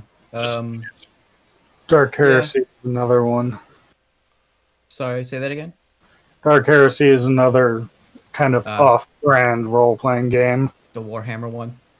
Warhammer 40k, yeah. yeah, it's aged at this point. So It's out. Dark Heresy's out of print now since Fantasy Flight Games lost the contract with Guild Wars. it's also been superseded by a new 40k game as well. Mm-hmm. Of similar rules, but learning from some of the previous mistakes as well. Well, do we have everybody here? Yes, I'm here. Okay. All right. So, you are at the Poisoned Water Sake House, and the other contestants have kind of joined in the revelry here and just drinking and doing what young people would do. Nothing outrageous just yet, but Hitoshi is singing to me? sitting by himself in the corner, drinking sake by himself, or drinking sake as well. And so you are free to interact with any of these groups, or you could sit on your own, or do whatever you would feel.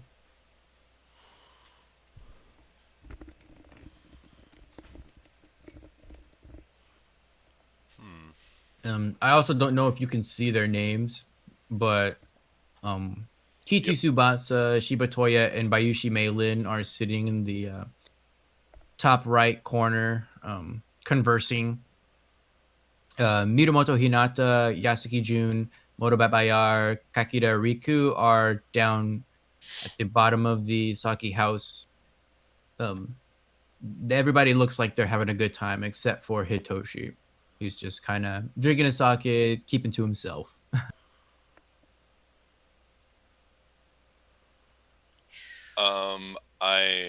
Togashi is going to approach the group over here, Okay. and Bayushi Meilin, I'm going to compliment. Let's see, Kitsu Tsubasa did well on the heraldry, correct? Yes. And Bayushi Meilin did well on the culture survival, and Shiba Toya did well on the athletics. So I'm going to compliment them each on their successes, and mention to Shiba Toya that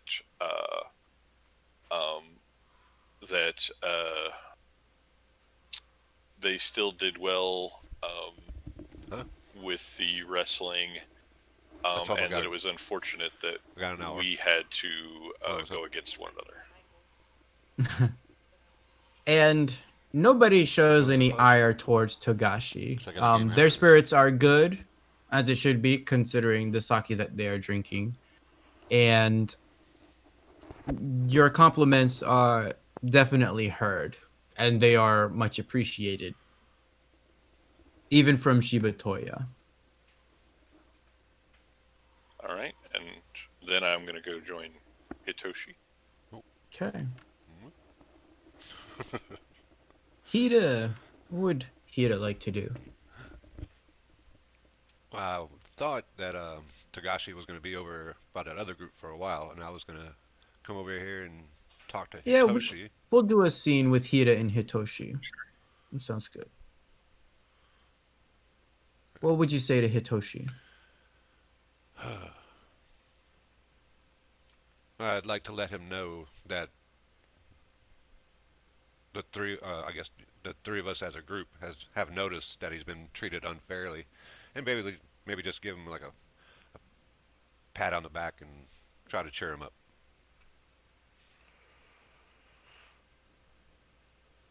He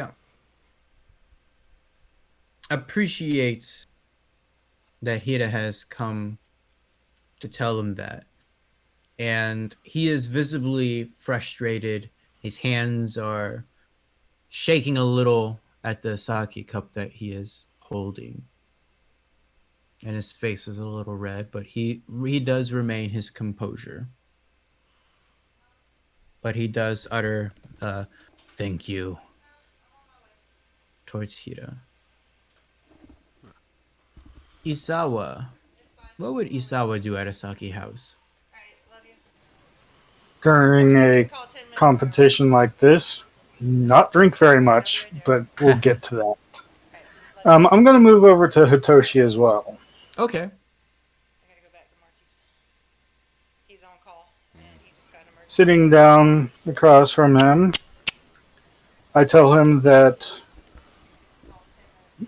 even if the judges refuse to recognize his skill, I believe he is as skilled as any of us, and that it's unfortunate that others cannot recognize that. But a sparrow that drinks too well cannot avoid the hawk in the morning. And as you say those words, he visibly becomes less agitated. And he offers his thanks. And he says, the judges, they are all against me. They think that no mantis should be here. But I will show them. I will prove my worth tomorrow. Do so. You cannot change their minds regardless of what you do.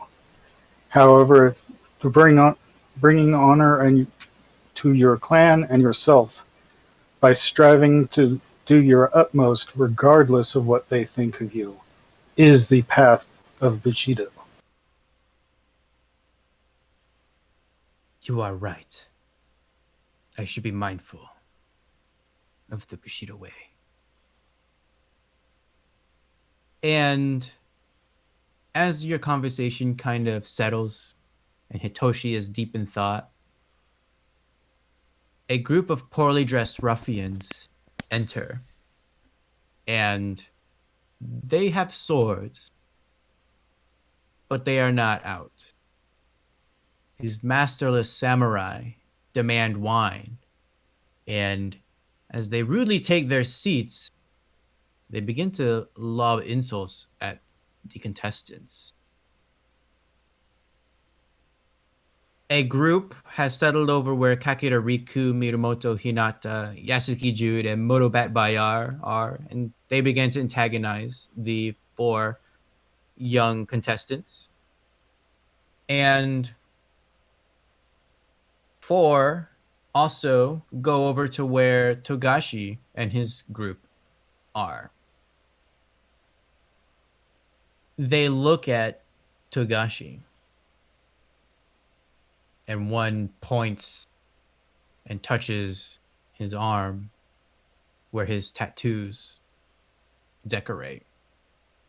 Are you some kind of criminal? Why else would you be covered in tattoos? Are you some kind of farmer? Why else would you be covered in manure?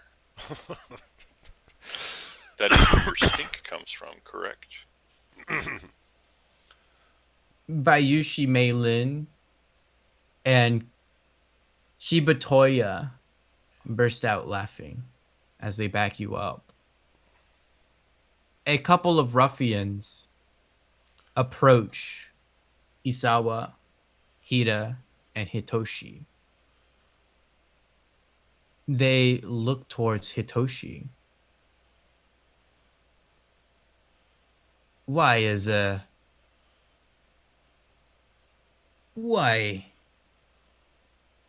little whelp from a minor clan competing in the Topaz tournament? and Hitoshi's face just darkens. But the ruffians do not approach him because Isawa and Hida are blocking their way. I look at Hitoshi and say, "Have you ever noticed how the hound barks the loudest when his master's collar is off?" And Hitoshi says, "Yes, just like a dog, they need to be taught." One of the ruffians points at Hitoshi. "Oh, and are you the one to teach us?" And another one points to Hida. "I wasn't aware that a crab were recruiting ogres to their ranks. Or is it possible that you are a troll?" And they start to laugh.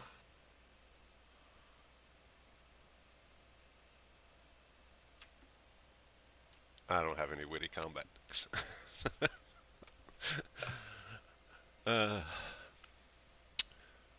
Before Hida can make a comment, Hitoshi brushes past you both. And actually, let's see. Where are my tokens? There they are. Whoa. Oops. Okay. Hitoshi brushes past Isawa and Hida, and he approaches the two ruffians on either side. Quick And it question, if you looks. don't mind. Go ahead.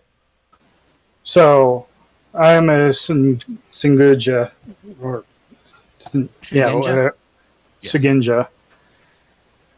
Now, I don't have any spells or techniques listed on my character sheet. Not yet. So, do I have any at this point, or is that something I'll gain later? That is something you will gain very shortly. Okay. Because if I had summoning, I was going to actually, well, do something slightly dishonorable. Hitoshi does look like he's about to throw a punch. Instead, I will put my hand on his shoulder and say, "Brawling with those who are without honor brings us no honor. Let them bark and whine about not being able to carry themselves in a way befitting samurai." And as you touch his shoulder, in mid-sentence, a body goes flying. But it isn't any of the ruffians that are with Hitoshi or with Togashi. It's actually down here because Kakira Riku has thrown the first punch. And soon, chaos erupts as the ruffians start to take a position. A brawl has started down here with these four contestants and their ruffians. The other three, where Togashi is located, also begin to look a little bit agitated as they try to place their hands on Shiba and Bayushi. Two more enter the sake house, and they look around at the brawl that's going in front, and one of them yells, "They're gonna start something, we're gonna finish it." And they crack their knuckles, and they start looking for somebody, the nearest person, to start throwing punches. Hitoshi is stopped by Isawa for the time being but it's inevitable. This brawl is going to affect everyone here. And so this is going to be our first skirmish, so to speak. And during the skirmish, you are free to act however you think your character would act. But I am going to have everybody make a initiative check. So for initiative, it's going to be a TN1 tactics check. And you're also going to add your focus value. For this fight, we'll add our focus value. Usually, if it's a surprise attack, you would use your vigilance, but I'm gonna go ahead and have you roll for add your focus to that. So you'd add that as your bonus. Yes. So you're going to make a tactics check, and the target number is 1. You're gonna choose which approach you want to take. And whichever approach you take is the stance that you're going to start with at the beginning of combat. So each stance does something different, and it's in your character sheet right underneath stances. But in general, the air stance adds +1 to any target that's affecting you. Earth stance cannot, other people can't spend opportunities to inflict critical strikes. Fire stance gives a +1 success per strife symbol that you take. Water stance, you can perform a second action on your turn that doesn't require a check, so you can't do a double action, so to speak, but you can move. And the void stance is you don't receive any strife from strife symbols. So whichever approach that you take with the tactics is which stance you're going to start with. And we'll leave it at that for now. I'll explain things here on the first round. So go ahead, make your tactics roll, and then add the value for your focus. Where is the value of our focus? Oh, I see it now. Yeah. Right underneath the fire. Yeah. So on the character sheet, tactics, approach, you select your approach, and then add bonus your focus in that Yes. column. Yes.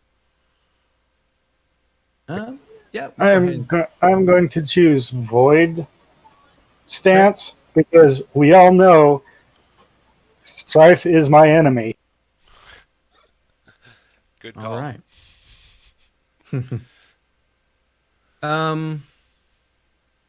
For the bonus, don't put a numerical value because I think that's gonna add the number of white dice, and we don't want that.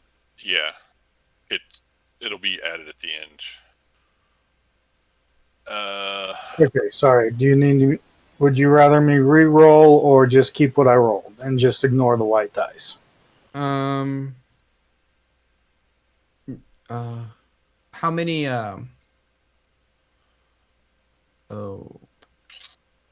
Would you roll any skill dice? No. Okay, then go ahead and keep the 2 ring dice. We'll do that.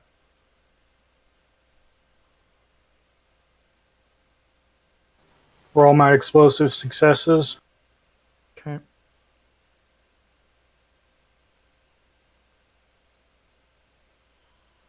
Right? Yes. Correct. Good thing I'm not taking any strife because of my stand.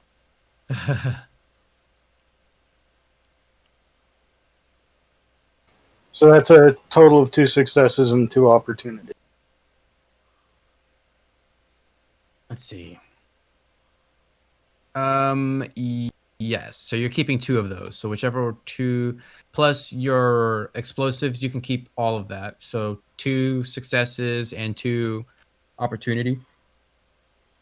Basically, yeah. Sounds good to me. Let's see. I gotta figure out how I'm gonna do this. All right. And with my focus is 5, so It's a total of 7. Okay. Cool. All right. Togashi, what's his total? 3 and 3 strife from that also. Oof. Yeah, and I'm not keeping the exploding die because it would be more strife and an opportunity to reduce that strife back down. So Yes. So does he not have a focus value? my focus is 3. So I'm Oh. sorry, 6 total. Okay, there we go. Yeah. Got it. And let's see. Oh god damn. All right, so what's your And I have a focus of 3. okay? I'm still just looking around the club, just not even noticing.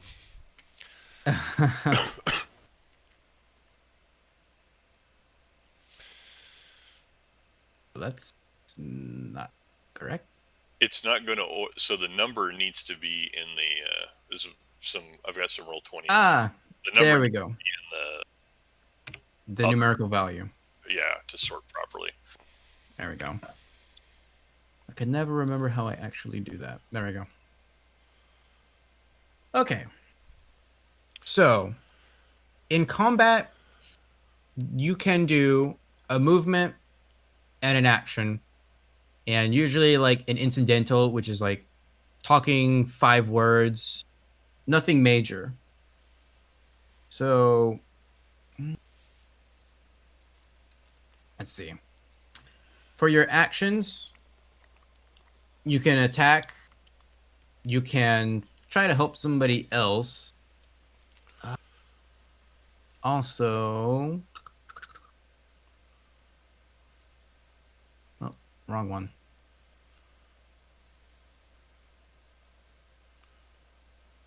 There we go. You can maneuver, so that would be moving one range band, but I will tell you that anybody that's inside of this sake house can move to another area for one movement. So it's not a very big area. So it does moving from one spot to another doesn't take more than one.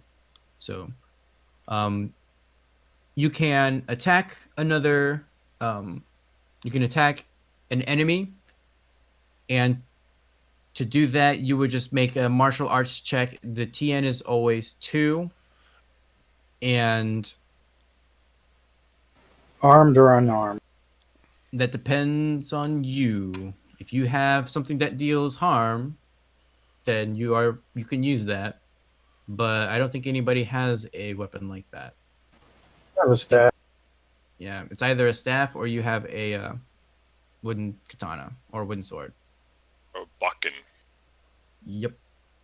So you have that available, which you can use. I mean, that's not going to do harm, damage. It's going to hurt, but it's not going to like kill them. That's what I'm trying to say. Additionally, you can guard.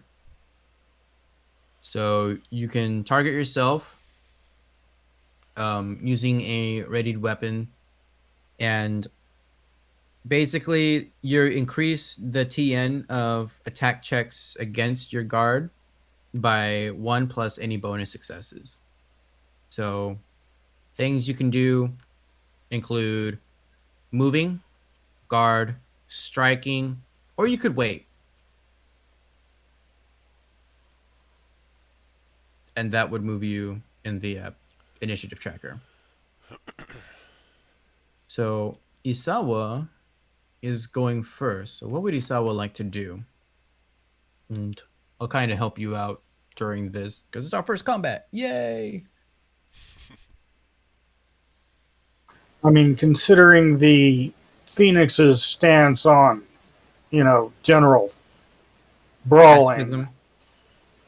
their pacifism, I think I'm just going to wait for the moment after uttering, "Why does no one ever listen?" Okay. Tagashi is next. I am going to use unarmed, and I can change my stance now if I want to, right? Yes, at the beginning of your turn, you can change your stance. So if I attempt to knock the guy prone or grapple him to make him, less of a, would that be an overwhelm or a shift? Do you think? Um, hmm.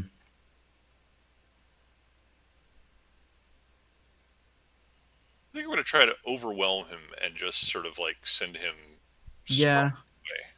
I think that actually works. Yeah. So fire. Oof. Well, let's get our 2 rerolls and see what we're going to end up with here. Because that strife looks kind of scary. Oh. See. So we'll take 2 successes and 2 strife. Okay. Um. Okay. So, with your fists, you hit the ruffian, and let's see how much damage does that actually do. 1. Okay. So, hold up.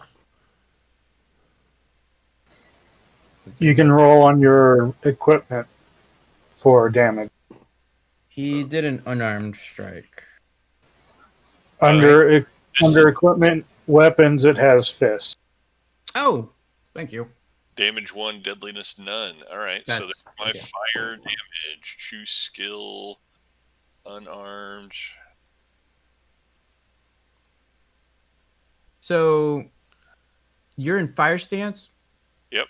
So you get a bonus for each strife that you have. You get you get a success per strife. Oh, There we so go. per strife symbol. Okay, so Yes. that would be 1, 2. 4 well, successes, actually, on your actually, martial art. you can go ahead and keep the opportunity then, the opportunity strife, to give myself 5 successes and use the opportunity to reduce the strife gained on that extra die. Hold on. I think we did things a little backwards. Are you keeping? So when you roll, you're either doing fists or the martial arts unarmed because that's actually the same roll. No, I get that. I did the damage roll. Oh yeah, okay. I don't know why it rolled separately. All right. So the Yeah. first roll I did was so it was explosive strife, and opportunity. I re-rolled. I got opportunity strife. So Okay. So then, So I'm keeping explosive strife, and one of the explosions that's opportunity strife, which would give me 5 successes and an opportunity and 3 strife. The opportunity will cancel out 1 strife, so I've taken 2 strife and 5 successes. okay. So a total of 3 damage then because you did the target number was 2, and so what you do is if you go over that number, you take the extra successes and deal an additional damage. And fists normally do 1 damage, so wouldn't that be 4 damage? Let's see. You rolled 5 successes, right? 1, 2, 3, 4, 5. Which would be 3 over. Mm-hmm. So TN2 would make it 1. Then yes, correct. Okay, so you punch the ruffian, and you actually manage to beat him up enough that he goes down. you not killing him, but you definitely knocked him out. Right. And I'm going to turn to the others and just say, if you leave now peacefully, you will not have to end up like him. And the others actually look a little. That only furthers their flame. Hida. What will Hida do? Hida has some rank in martial arts melee, and I have a wooden sword, Okay. so I just need to pick. Pulling out your sword will take 1 movement, but there is somebody there that you can attack. All right, So, and we'll go with let's overwhelm. okay. So, So fire. in your character sheet, go ahead and click on the weapon damage because that's already configured to take it from your from your actual roll. All right, and I just All you got to do is hold on. Let me take a look at it. change the approach. So under equipment, you have your wooden sword, right? Yes. Put the approach in and then click on the dice. All right, here we go. Choose skill. Submit. Nice. Yeah. You get to keep 2. All right, so I've got an explosive with strife, opportunity with strife, and an explosive. I'll take the 2 explosive and keep the 1 strife. So I got So go ahead and roll another ring die for your explosive. Or actually, wait. How many explosives are you keeping? I'm keeping the 2 Okay. yes. Okay. So roll 1 ring die and 1 skill die for your explosive successes. Ooh.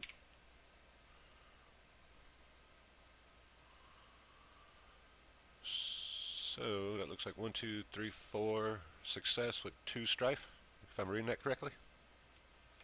Yes. All right. And so you're in fire stance, so each of those strifes also adds an extra success. Ooh, 6 successes. Wow. Okay. I think I killed him. Yes, you whack him on the head very well, and he just kind of slumps down to the floor. Doink. And he falls back and like hits a table or something, like falls back and hits a chair or something, knocks it over. It is the ruffians.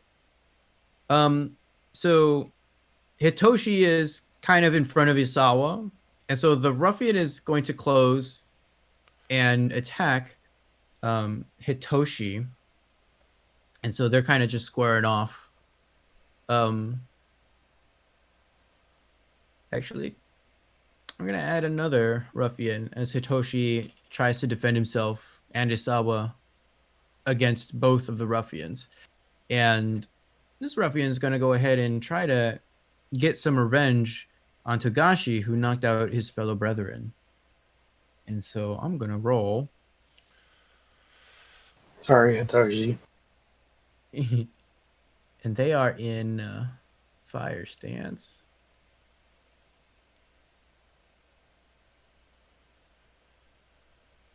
They will take a success, and that'll do 1 damage to Togashi. Wait, doesn't it take 2 successes to hit? Oh, you are correct. Never mind. I am not. Yeah, I playing think that you have to roll the attack first, then the weapon damage. It takes it from the actual. Hold on. Let me look. I have not seen the 5th edition core book, so I don't know for sure, but I think the damage is based on martial arts plus damage roll is based on the martial arts plus ring, as well as the attack is. Yes, that is correct. But the way that Roll20 is configured is it actually takes it from that stat. all it does is it makes it a little bit like it actually makes the what you read like better. So like it says damage 1, range 0, but it's the exact same roll. Right. Right, but it would be separate rolls, one to see if you hit, one to see if you do damage, I think.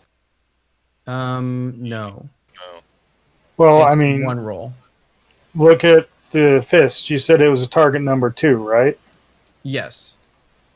You only got one success, but it's assigning a damage. And I'm actually checking to see if I And put I the got stats right. its base damage is 1.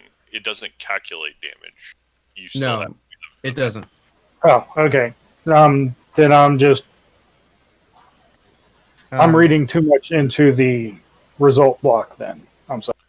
No, that's fine. Actually, the stats in my page are wrong, so I gotta actually type it in. It didn't save. Because usually the way it works in Roll20, there's an NPC sheet.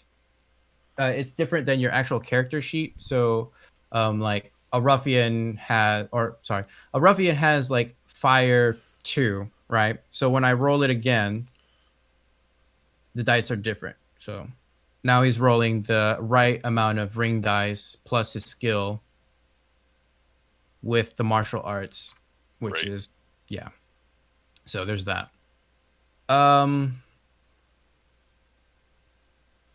So he will only do 1 damage then. Okay, so this one will only do 1 damage. All right. And I'm just trying to see, would that be fatigue damage? That is correct. All right. If your fatigue exceeds your endurance, then you are knocked unconscious. Right.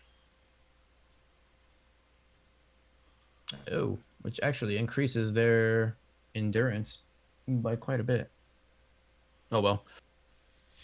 Anyways, the others are kind of fighting their respective target. The two on Hitoshi that have ganged up on Hitoshi are fighting him, but he's actually pulling his own. He's successful in defending himself and also Isawa. And so we'll go back to the turn order, which is Isawa.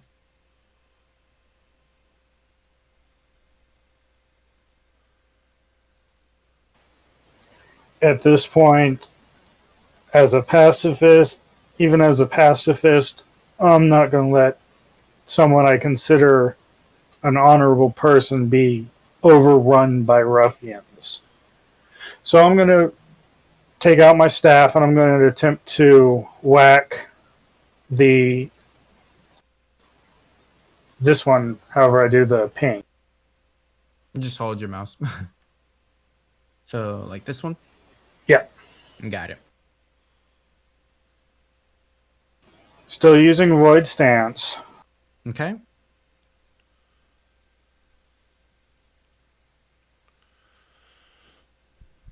Alright.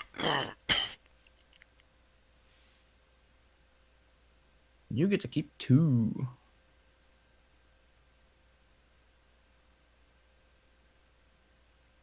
I'm going to keep both those and re-roll my explosive. Okay.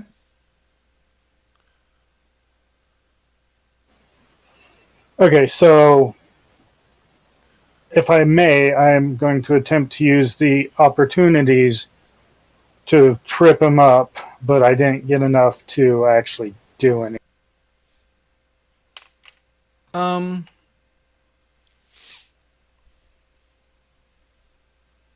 Okay. So you're gonna use your opportunities to trip him. Yes. Okay. Oops, wrong one. This one. We shall say that he is tripped. All right. He has been knocked prone. Actually, how many successes Oh, you only had one success. Okay. Yeah, like I said, I Then was going to try and use them to trip him, but I didn't yeah, get enough that success to. yeah, that won't work then. Okay. You can use opportunities to heal your strife if you would like. I think I'll do that, considering I still have 3. All right. Sounds good. And Togashi? There's a reason I should be in Void Stance for this. Yeah. I'm going to switch to Void Stance and melee that guy to Okay. my left. So Void. Oh, actually, I should use the equipment fist.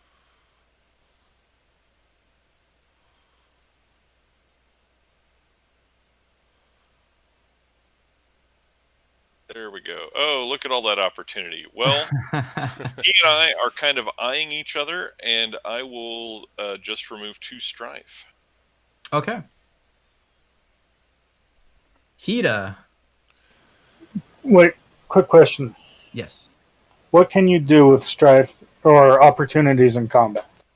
So, let's see. With opportunity, you can.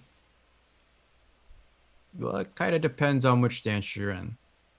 So, from what I'm reading right here, for conflict and martial skill examples of opportunity, if you're in air stance, you can add a kept black die set to an opportunity result to your next martial skill check.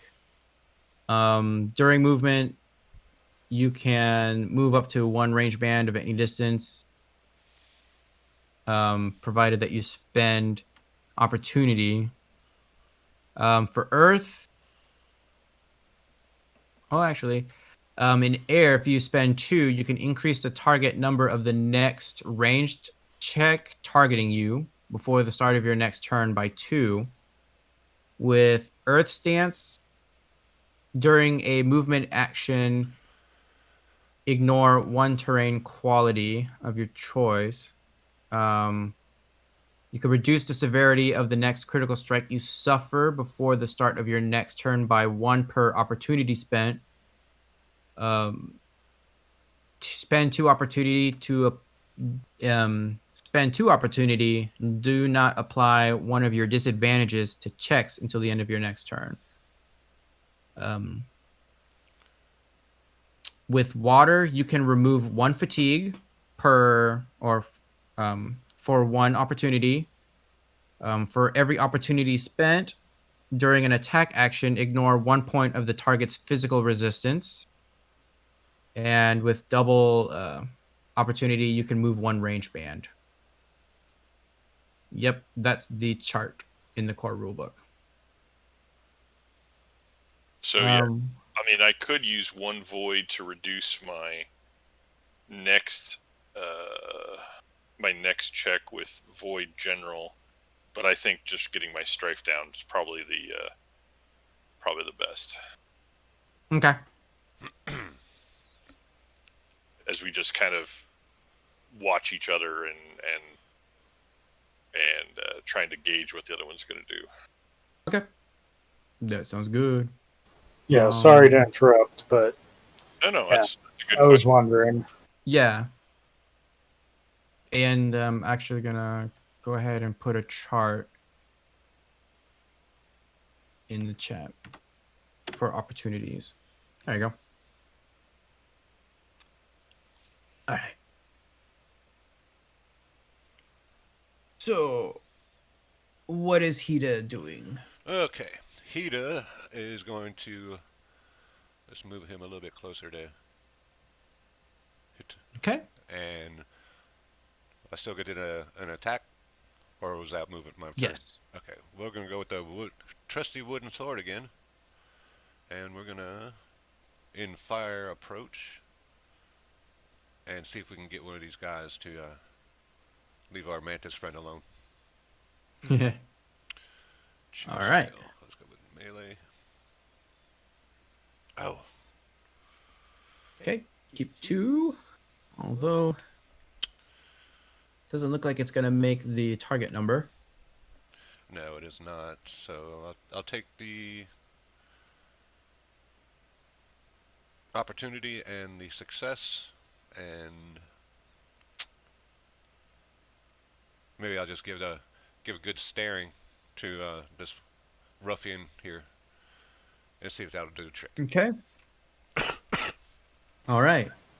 And that actually does draw him in. He will actually go ahead and attack you in fire stance. Excuse me. He will attack Kita in fire stance. Not going to be enough to do anything with that. One of the ruffians will stick with Hitoshi.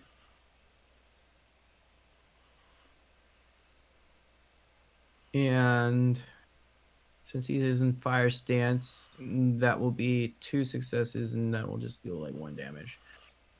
And one is attacking Togashi in fire stance as well. And that will be enough to do 1 damage to Togashi with that strife in fire stance. So that is it. And you kind of notice that some of the ruffians around are down.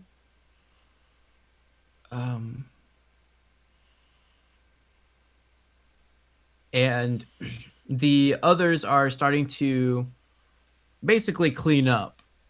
And it doesn't look like this battle is long or is going to be much longer. But the ruffians don't seem to recognize that. So what will Isawa do? I'm going to go ahead and try and attack the same. I'm going to move. You're going to attack the same one? Yes. Now, something that we haven't talked about yet is range, specifically range on weapons. And you're using a staff, right? Yes, which is range 2. So I'm in range. I was in range where I am. Yes. But as my character doesn't want to feel like isn't going to hide behind Hitoshi Gotcha. to fight. Awesome. All right. Go ahead. Still in void stance. Still in void stance, avoiding the strife. Okay.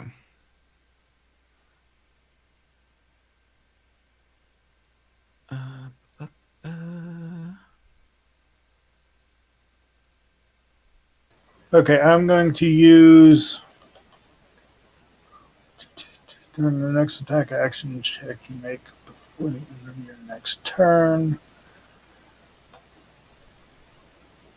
Okay. Yeah, I can't use the opportunity for anything. Have you cleared all of your strife yet? Now I have.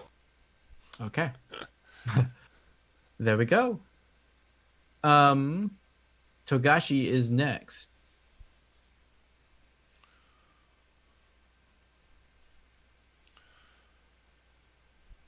What would Togashi like to do to this poor ruffian? I am going to go into Earth stance and just sort of a come at me, nice solid stance there, and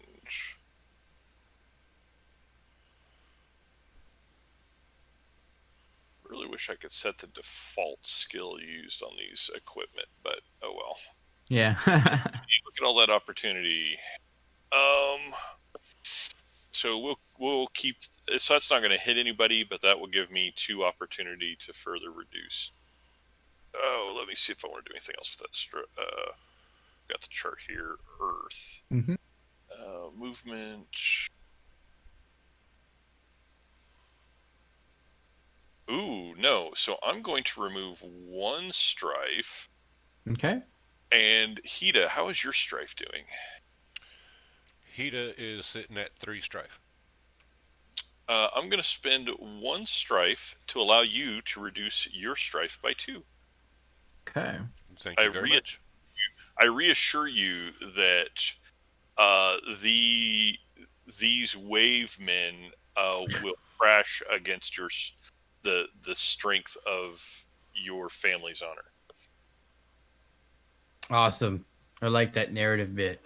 So Hira hears Togashi reassuring her across the Saki house, and that allows her to clear up some two strife, right? Yep. All right. Awesome. And speaking of which, it is Hira's turn. Okay, let's try. I think I'm gonna stay in fire approach with the wooden sword again against my buddy here. That we just seem to be staring at each other. Here we go. You're breaking up. Okay, that looks a little bit better. Ooh. Yeah. So I've got one.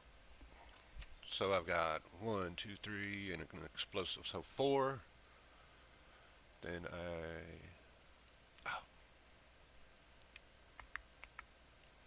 gotta go. Where am I going? All right. Then I think I need to move my push to talk button from the control. Oh. I keep resizing my screen. So I'll re-roll 1 ring dice. Okay. And An opportunity. So I've got 1. Okay, and you can keep the other 2 dice from your first roll as well. Oh. Okay, so 1. So I've got 1, 2 success. And 1 Okay, opportunity. so- Do you mind, Hida, a bit of technical advice if the GM doesn't? Go ahead. You're in fire approach. Strife symbols count as extra success. Yep. Oh, yes, it does. Oh, okay. So I got 1, 2, and I keep 1 other dice, so that's 3. 3 success and an opportunity. Okay. With 3 successes, you will do your base damage plus 1. So that would be 3 damage. And how would you like to use that opportunity?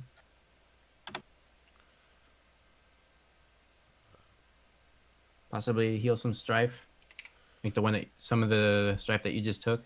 Yes, I will definitely take the... I've got 1 strife, so that puts me up to 2. So the opportunity takes it down to 1. Yep. Sounds good. All right. As the fight kind of rolls on, more of the ruffians are knocked out.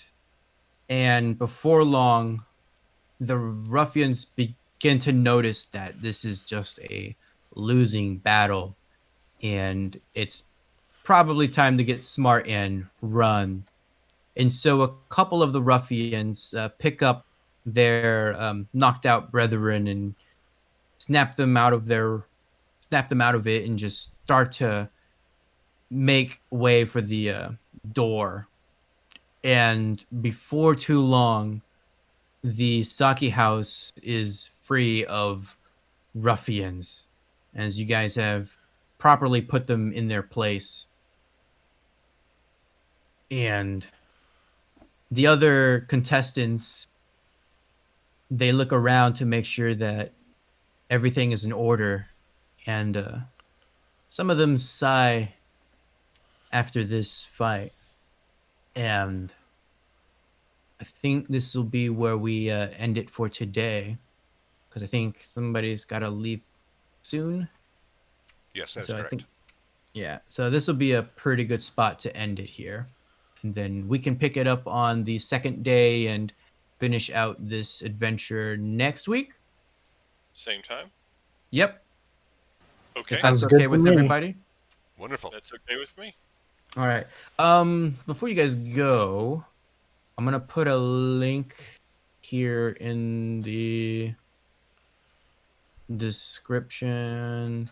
And this is like if you need the opportunity chart or like all the things that you can do on like your actions or anything like that, I have some charts that I found that are basically to help players and stuff. I've actually been looking at this as we've been playing, Right. and that's not the right link. That's the one for the opportunities. Okay, this one should be. To the whole folder. Yep. Yep, that's the whole folder. So, yep, it has actions, approaches for all the skills, and what you could spend opportunity on. So just information in general, in case you don't have the core rule book. I mean, but it also helpful to have it because you don't have to like dig through that entire book to find something that's probably like referenced in two different places. But there you go. So next Saturday at same time. Does that work for everybody? Yep. Works for me. Yes, sir. And Do Alex, we Cool. gain any experience or Yes. anything? And I'll tell you about that at the beginning of the next session because your character actually has some options there, but you're gonna get like 4 experience for this, pretty much. Okay, that's fine. And I'll explain how you can spend that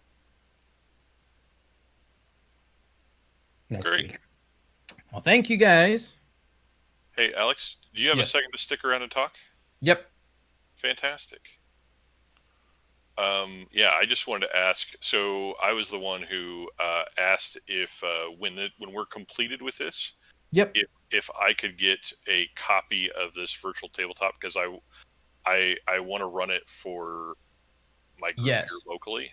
And I just actually learned how to do that. Sorry, it Okay. took me a long time. No, but I was going to give you the steps when it was time to do that. I didn't want to step on any toes and assume you were going to do it. I just it would save me a lot of time, and the way you've got all the right art, and this is fantastic. Well done. yes, I have actually come to appreciate Roll20 over the past few months, and so I've been trying to get some of my resources that I have physical copies of and porting them over. But Well, great. hold Well, on. thanks. This